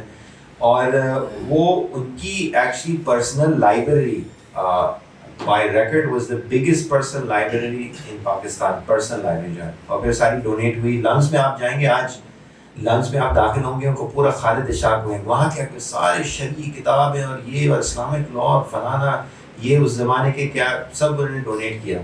تو اب میں بندے زیادہ بتا رہا ہوں, ان کے پروگرام بھی آتے تھے ٹی وی کے اوپر. اگر آپ خالد شاہ کے پروگرام پرانے پی ٹی وی دیکھیں, you will find them. Sunday کو نشست بھی رکھتے تھے اپنے گھر میں. کافی ایک بڑا انٹرسٹنگ انسان ہے, اس کے بعد آپ پڑھیں گے تو آپ کو پتہ چلے گا. شکارپور کے تھے اور انہوں نے بہت کام کیا. انفیکٹ انٹرنیشنل اسلامک لا کا جو آپ کا پہلا جو 81 میں جو بنا تھا, UDHR جو یونیورسل ڈیکلیریشن ہیومن رائٹس کا کاؤنٹر کے اندر جو پہلا اسلامک ہیومن رائٹس ڈیکلیریشن کے اندر خالد اشاق کا ہاتھ ہے. وہ بنایا گیا کہ اسلام بھی کچھ کہتا ہے کہ ہیومن رائٹس کیا ہوتے ہیں. تو I am talking about this person. انہوں نے کتاب میں لکھی ہے کانسٹیٹیوشن لمیٹیشن کے اندر, یہ جو کیا کہتے ہیں آپ کا امیونٹی کا, یہ آپ چیلنج کر سکتے ہیں, کیوں نہیں کر سکتے. Of course it's against the principles. آپ خالد اشاق کی کتاب پڑھائیں, پوری کتاب اس کے اوپر ہے کہ آپ چیلنج کر سکتے ہیں. اور اس کا ایک مین, ان کے 5 شکے ہیں, اس کے اندر ایک پوائنٹ یہ ہے کہ جو بھی آپ کے امیر ہوگا, جو بھی آپ کہتے ہیں پریزیڈنٹ کہتے ہیں, جو بھی سسٹم آپ کا ہو, he has to be accountable to the government. تو ابھی جو باتیں چل رہی ہیں ریاست کے اندر کہ نیب کو جو ہے وہ اس کے لاز چینج ہو جائیں گے اکاؤنٹیبلٹی کے اوپر, it goes against HISPA, it goes against the principles of accountability جو اسلام کے اندر ہے. تو آپ اس چیز کو چیلنج کریں, کیوں نہیں. آپ کی اصلاح دیکھیں کہ کس طریقے سے اس کو پریکٹس کیا گیا. اور آپ یقین کریں, میں ایک چیز آپ کو اگین بتاؤں گا, بڑے انٹرسٹنگ تاریخ میں اگین جاتے ہوئے. اب جو پہلا کیس تھا جو ریاست کے لیڈرز کو کٹہرے میں ڈالا گیا, وہ الجہاد ٹرسٹ ایک ادارہ تھا. اس کا مقصد یہ تھا کہ پبلک انٹرسٹ لیٹیگیشن, پبلک کے معاملات ہم کورٹ میں لے کے آئے. انہوں نے بینظیر بھٹو, نواز شریف, مصطفیٰ جتوئی, اگر آپ کو یاد ہے, سارے ہمارے لیڈرز تھے. ان کو انہوں نے کورٹ میں بلایا اور انہوں نے کورٹ میں کیس فائل کیا ان لوگوں نے کرپشن کیا ہے اپنے دور کے دوران اور گلٹی فائنڈ ہوئے وہ آبجیکٹو ریزولوشن کو دیکھتے ہوئے. یہ پہلی بار تھا پاکستان کی تاریخ کے اندر کہ آپ کے پریزیڈنٹ پرائم منسٹر اس قسم کے لوگ کو کرپشن چارجز میں کورٹ نے وہ کیا. 92-93 کی بات ہے یہ. Again this is another detail discussion کہ آبجیکٹو ریزولوشن کا جو امپیکٹ رہا ہے کورٹ کے اندر کہاں ہے, تو یہ ایکچولی اسی کے امپیکٹ میں آ رہا ہے. سارا آپ کا پورا پبلک انٹرسٹ لٹیگیشن آپ یقین کریں آبجیکٹو ریزولوشن کے اندر روٹیڈ ہے, اور وہ ایک لمبی ڈسکشن ہو جائے گی. لیکن میں اگین کہہ رہا ہوں کہ اکاؤنٹیبلٹی کے اوپر ڈیفینیٹلی اسلامک لا کا ہے, اور یہ کیس بھی میں آپ کو اگین ریفرنس کر رہا ہوں کہ آبجیکٹو ریزولوشن کے تحت ان تینوں کو جو ہے گلٹی قرار دیا گیا. تو مطلب ایسے ہے چیلنجز ہو سکتے ہیں, لیکن اگین وہی بات ہے کہ آپ کہہ رہے ہیں یہ جیسے آپ نے کہا 2 لوگ ادھر ہیں 6 لوگ, بالکل یہ بات ہے, لیکن آپ تو آواز اٹھائیں نا. آپ تو کہیں یہ قانون میں لکھا ہوا ہے, آپ نے لوگوں کیوں نہیں جمع کیا, آپ شریعہ پٹیشن فائل کیا, آپ نے نہیں کیا, تو پھر آپ کا بھی ایک رسپانسبلٹی ہوتی ہے کہ آپ کیا کر رہے ہیں. آپ کونسل کو لکھ رہے ہیں, بتا رہے ہیں کہ اس کے اوپر آپ کریں تاکہ آپ پریزیڈنٹ کو مشورہ بھیجیں, تو آپ کا بھی ایک رول ہوتا ہے. دیکھیں شروع میں کیا آبجیکٹو ریزولوشن ہے, یہ امانت پاکستان کی عوام کو دیا گیا ہے. آپ اور پرٹیکولرلی علماء جن کو علم ہے, آپ لوگوں کو علم ہے, and you are the ones responsible for your ilm. You have to do your part. اچھا ڈاکٹر صاحب, جس طرح ہمارے یہاں دیکھیں علماء کے پاس لوگ آتے ہیں تو علماء ان کو گائیڈ لائن دیتے ہیں مسائل کے بارے میں, ٹھیک ہے. اچھا جیسے یہ ٹھیک ہے یہاں پر ہماری بھی سستی ہے مجموعی طور پہ, لیکن جو وکلاء ہیں جب وکلاء کے پاس کیسز آتے ہیں تو کیا وکلاء رہنمائی کرتے ہیں اپنے وکٹم کی, اپنے کلائنٹ کی, کہ آپ شریعہ پیٹیشن دائر کریں؟ میں صاحب سے اگر بات بتاؤں نا, یہاں کے کوئی وکلاء, ایون جو میں ایکسپیرینس لائرس کی بات کرتا ہوں, ان کو خود یہ چیز نہیں پتہ ہے. آپ یقین کریں وہ رجسٹرار میں گیا تھا وہاں پہ فیڈرل شریعت کورٹ, وہ کہہ رہے ہیں سر آپ کو اندازہ نہیں ہے, میں تو لکھ کے تھک گیا ہوں سارے آئی جیوں کو کہ بھائی خدا کے لیے یہ جو اگر حدود کے وہ لاز ہیں آپ یہاں اپیل کر سکتے ہیں. ان کو پتہ ہی نہیں ہے اس کے بارے میں, نہ علم ہے نہ ٹریننگ ہے. جو ایک ادارہ جو ٹریننگ کر بھی رہا ہے وہ ججز کی اور کچھ لائرس کی, اور وہ بھی کہیں مطلب ٹو بی ریئلی آنیسٹ اسلام آباد اور پنجاب سائڈ کے ہی کیونکہ وہاں پہ ان کی اکیڈمی ہے, شریعہ اکیڈمی. میں بھی ان کو جو ہے شکوہ گلہ کافی کر کے آیا ہوں کہ خدا کے لیے ایسے لگ رہا ہے کہ آپ نے بالکل ہمیں جو ہے محروم کر دیا یہاں سندھ میں, آپ ذرا آ کے یہاں پہ بھی ٹریننگ کریں لائرس کی, تاکہ وکلاء کو پتہ چلے, ججز کو پتہ چلے. ججز کی خیر ٹریننگ میں آ جاتا ہے کبھی کبھی, لیکن وکلاء کو بالکل نہیں پتہ ہے. میں صاف آپ کو بتاؤں ان کو پتہ ہی نہیں ہے اس کا. میں تو خیر اپنے لا اسٹوڈنٹس کو سکھاتا ہوں تاکہ وہ آگے جا کے, بٹ ایک حد تک ہم بھی کر سکتے ہیں, بٹ ایک پورا ایفرٹ ہونا چاہیے. تو جب تک پھر لوگوں کو اگر ہم اویئرنیس نہیں کریں تو پھر یہ ہوگا. تو اس کا ایک مقصد یہ سیشن کا یہی تھا کہ علماء کو اویئر کریں, پھر آپ بھی اپنے اسٹوڈنٹس کو اویئر کریں. بسم اللہ الرحمن الرحیم. بہت شکر گزار ہوں میں جناب محترم ڈاکٹر معاذ شاہ صاحب کا, جنہوں نے بہت ہی اہم عنوان پر اپنے خیالات کا اظہار کیا. ظاہر ہے کہ جب آپ کسی قانون کی میٹافزکس پر بات کرتے ہیں, اس کی ہسٹری پر بات کرتے ہیں, تو تب کہیں جا کر آپ کو قانون کی موجودہ جو صورتحال ہے وہ درست طور پر سمجھ میں آتی ہے. میں چند ایک گزارشات کے ساتھ میں سیشن کو ختم کر رہا ہوں. ایک وقت میں کتاب میں نے لکھی تھی پاکستان کا مطلب کیا, تو اسے آپ ضرور دیکھیے گا. اس میں ہم نے کوشش کی ہے کہ یہ بتا سکیں کہ آئیڈیالوجی آف پاکستان کیا ہے. اس میں قائد اعظم اور علامہ اسد, اسی طرح لیاقت علی خان, مس فاطمہ جناح, جو فاؤنڈنگ فادرز ہیں ان کے ریفرنسز ہیں, تو اس کو آپ ضرور دیکھیے. سنگل نیشنل کریکولم کی بات ہوئی. ڈاکٹر اکرام اس وقت ایجوکیشنل کانفرنسز کا جو پورا ڈیٹا ہے سرکاری, اس پر بھی کام کر رہے ہیں. کچھ اس کے حوالہ جات میں نے بھی دیکھے ہیں. تو واضح طور پر قائد اعظم کی زندگی میں جو ایجوکیشنل کانفرنسز ہوئی ہیں اس میں واضح طور پر لکھا ہوا ہے کہ ہماری ایجوکیشنل آئیڈیالوجی اسلامک ہوگی. پھر اسی طرح جب آپ قانون کی بات کرتے ہیں تو قانون اور ہدایت میں فرق ہوتا ہے. ہدایت اللہ تبارک و تعالیٰ کی طرف سے عطا ہوتی ہے, قانون سازی انسان کرتے ہیں, اور ہمارے ہاں اس کی ایک بڑی جو صورت ہے وہ اجماع اور اجتہاد کی صورت میں ہے. ہمارے علماء جب ذاتی طور پر اجتہاد کرتے ہیں یا کسی انفرادی حیثیت میں اجتہاد کو آپ کنسنسس کی صورت دے دیتے ہیں, اتفاق رائے ہو جاتا ہے, تو ظاہر ہے کہ وہ اجماعی صورت بنتی ہے. تو ہمارے ہاں جو مین میڈ لاز ہوتے ہیں یا انسان کے بنائے ہوئے قوانین ہیں, تو یہ وہاں فال کرتے ہیں. لیکن ہدایت جو ہے وہ اللہ تبارک و تعالیٰ کی طرف سے عطا ہوتی ہے. یہ بتانے کا مقصد یہ ہے کہ عموماً ہم یہ سمجھ رہے ہوتے ہیں کہ پاکستان میں کسی اسلامی حکم کے نفاذ کے لیے یہ ضروری ہے کہ وہ کانسٹیٹیوشن میں یا پاکستان پینل کوڈ میں لکھا ہوا ہو، جس کی ایک بڑی واضح مثال ربا کی ہے. آرٹیکل 38F میں اگر یہ لکھا ہوا ہے کہ حکومت ربا کے نظام کو ختم کرے، تو مجھے یہ بتائیے کہ اگر فیڈرل شریعت کورٹ یہ فیصلہ سنائیں تو ربا حرام ہوگا؟ کیا اس سے پہلے ربا حرام نہیں ہے؟ تو ربا کی حرمت کے لیے ہمیں فیڈرل شریعت کورٹ کے فیصلے کی ضرورت نہیں ہے. ظاہر ہے کہ وہ فیڈرل شریعت کورٹ کا فیصلہ پاکستان میں عملاً اس کی انٹرپریٹیشن اور اس کی اپلیکیشن کے لیے تو بہت ضروری ہوگا، لیکن اصلاً ربا کی حرمت تو قرآن مجید میں ذکر ہو گئی.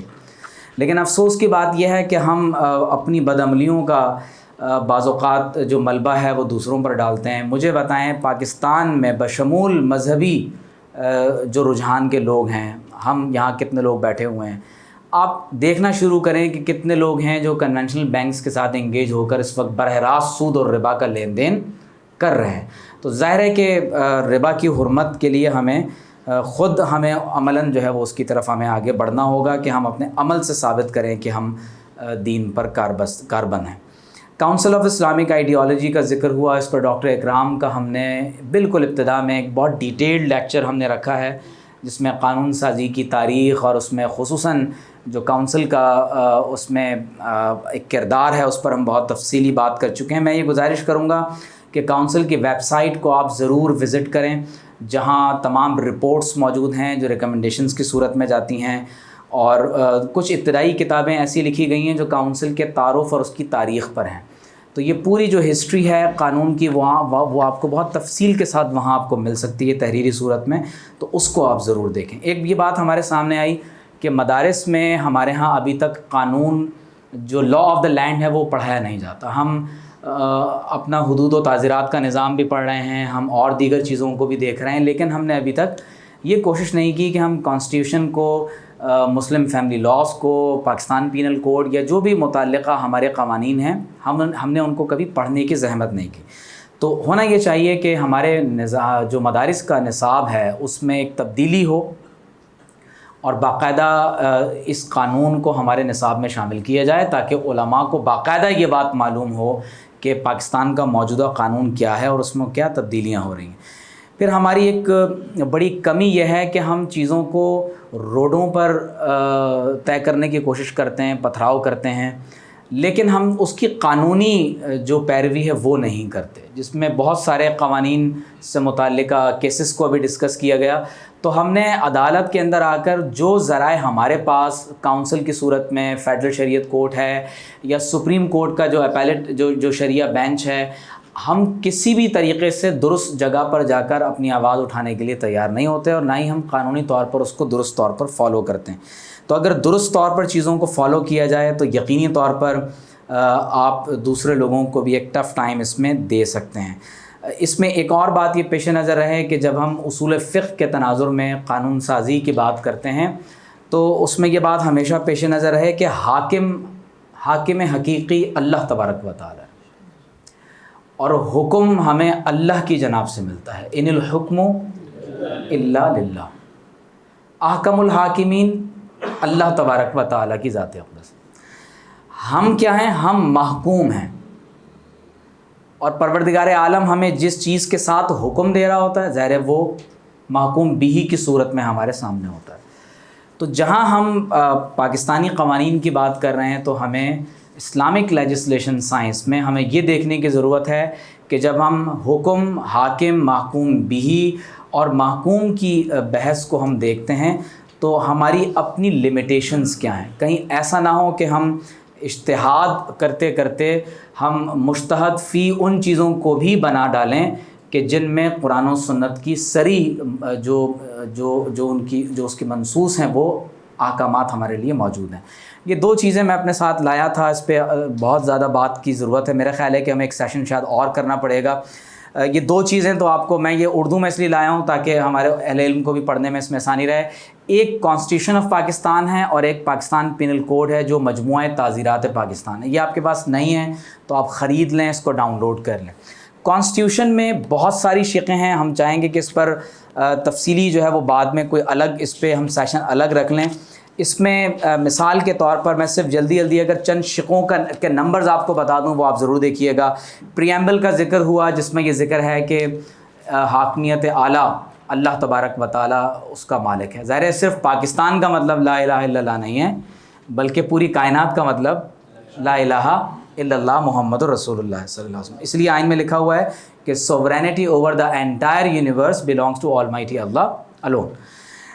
پھر اسی طرح آپ دیکھیے کہ ہمارے آئین میں یہ لکھا ہوا ہے کہ پاکستان کی بنیاد جس جمہوریت پر ہے تو وہ سوشل جسٹس ہے، اور وہ سوشل جسٹس وہ ہے جس کو اسلام نے آپ کو عطا کیا ہے. تو یہاں جس سوشل جسٹس کی یا فریڈم یا ایکوالٹی کی بات ہو رہی ہے وہ کوئی مغرب کا تصور نہیں ہے بلکہ وہ اسلامی تصور ہے. پھر یہ آرٹیکل 2 بہت امپورٹنٹ ہے، Islam shall be the state religion of Pakistan. Pakistan کا ریاستی مذہب اسلام ہے، یہ آرٹیکل 2 میں لکھا ہوا ہے. پھر اسی طرح سے آپ اگر مزید آگے جائیں تو اس میں ہمارے پاس جو آرٹیکل 20 ہے وہ مذہب کی پیروی اور مذہبی اداروں کے انتظام کے حوالے سے وہ فریڈم ٹو پروفیس ریلیجن کے بارے میں ہے کہ ہر شہری کو اپنے مذہب کی پیروی کرنے پر، عمل کرنے پر اور پھیلاؤ کرنے کا اس کو حق حاصل ہے. اسی طرح اس اپنے ادارے قائم کرنے کا اس کو حق حاصل ہے، ان کا انتظام کرنے کا حق حاصل ہے. تو آرٹیکل 21 کو آپ ضرور دیکھیں جو مائنورٹیز سے متعلق ہے، اور یہ بہت امپورٹنٹ آرٹیکل ہے کیونکہ عموماً جب کبھی ہمارے ہاں بحث ہوتی ہے مائنورٹیز کے بارے میں تو یقیناً یہ آرٹیکل 21 بہت زیادہ ہمارے ہاں زیر بحث آتا ہے.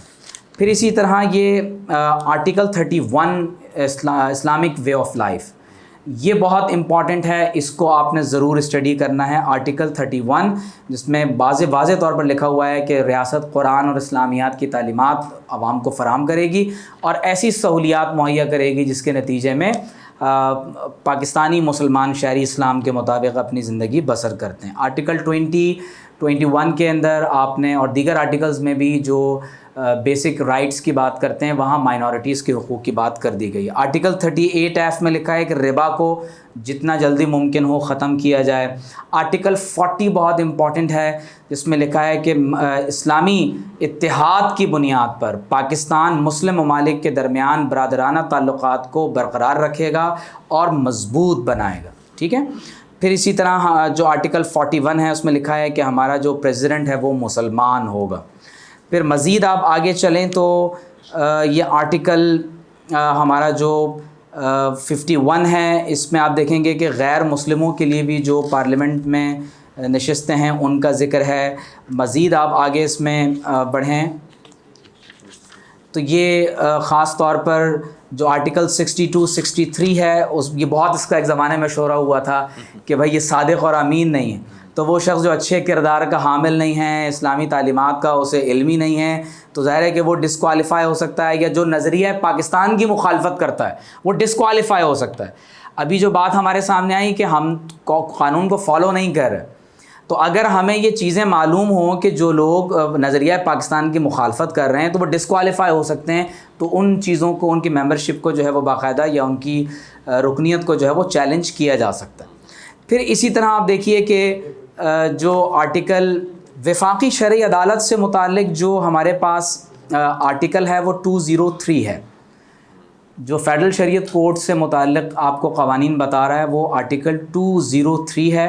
آپ اس کو تفصیلی طور پر دیکھ لیں کہ اس میں کیا لکھا ہوا ہے. آرٹیکل 227 اسلامک پروویژنس نہایت ہی اہمیت کا حامل ہے کیونکہ اس میں لکھا ہوا ہے کہ قرآن و سنت کے خلاف کوئی قانون سازی نہیں ہو سکتی، لہٰذا آپ ہر چیز کو چیلنج کر سکتے ہیں اگر وہ اسلام کے خلاف.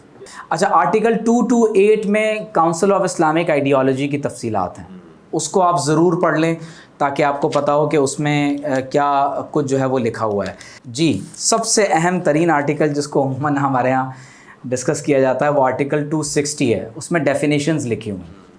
تو آرٹیکل 260 میں جب آپ 3 پر پہنچیں گے تو وہاں مسلم اور غیر مسلم کی تعریف، ٹھیک ہے، جہاں وہ قادیانیت کا مسئلہ زیر بحث ہے، تو وہ آپ ضرور دیکھ لیں. اور پھر آرٹیکل 262 میں لکھا ہوا ہے کہ جو کیلنڈر ہے وہ گریگورین کیلنڈر ہوگا.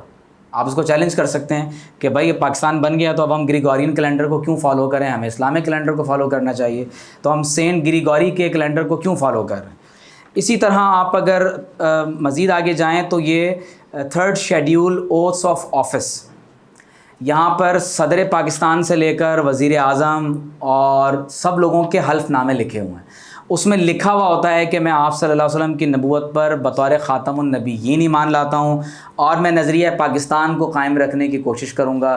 تو ان حلف ناموں کو آپ پڑھیں تو اس میں یہ اندازہ ہوتا ہے کہ تمام جو لوگ حلف اٹھاتے ہیں تو وہ پابند ہوتے ہیں کہ اس کے بعد وہ اسلامی شقوں پر نظریہ پاکستان پر عمل کریں.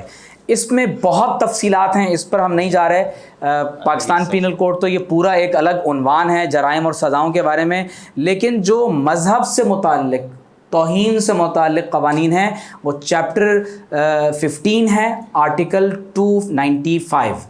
اس کو آپ ضرور پڑھ لیجئے گا. 295 سے لے کر پھر اس میں A B C اور پھر یہ چلتے چلتے آپ کو 298 A B C تک آپ کو چیزیں ملیں گی. چیپٹر 15 ہے پاکستان پینل کوڈ کا, یہ آپ کو ضرور دیکھنا چاہیے. تو ہم اپنی گفتگو کو یہاں پر مکمل کر رہے ہیں. وآخر دعوانا ان الحمدللہ رب العالمین. تو مفتی سعید صاحب آخر میں دعا کروائیں گے, لیکن اس سے پہلے ہم معاذ شاہ صاحب کو ایک اعزازی شیلڈ ہم جو ہے وہ پیش کریں گے.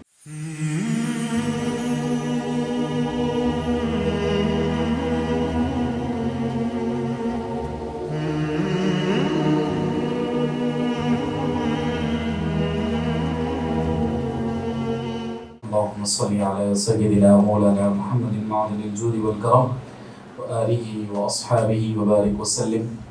اللهم ربنا آتنا في الدنيا حسنة وفي الآخرة حسنة وقنا عذاب النار. آمين. اللهم ربنا تقبل منا إنك أنت السميع العليم وتب علينا يا مولانا إنك أنت التواب الرحيم. سبحان ربك رب العزة عما يصفون وسلام على المرسلين والحمد لله رب العالمين.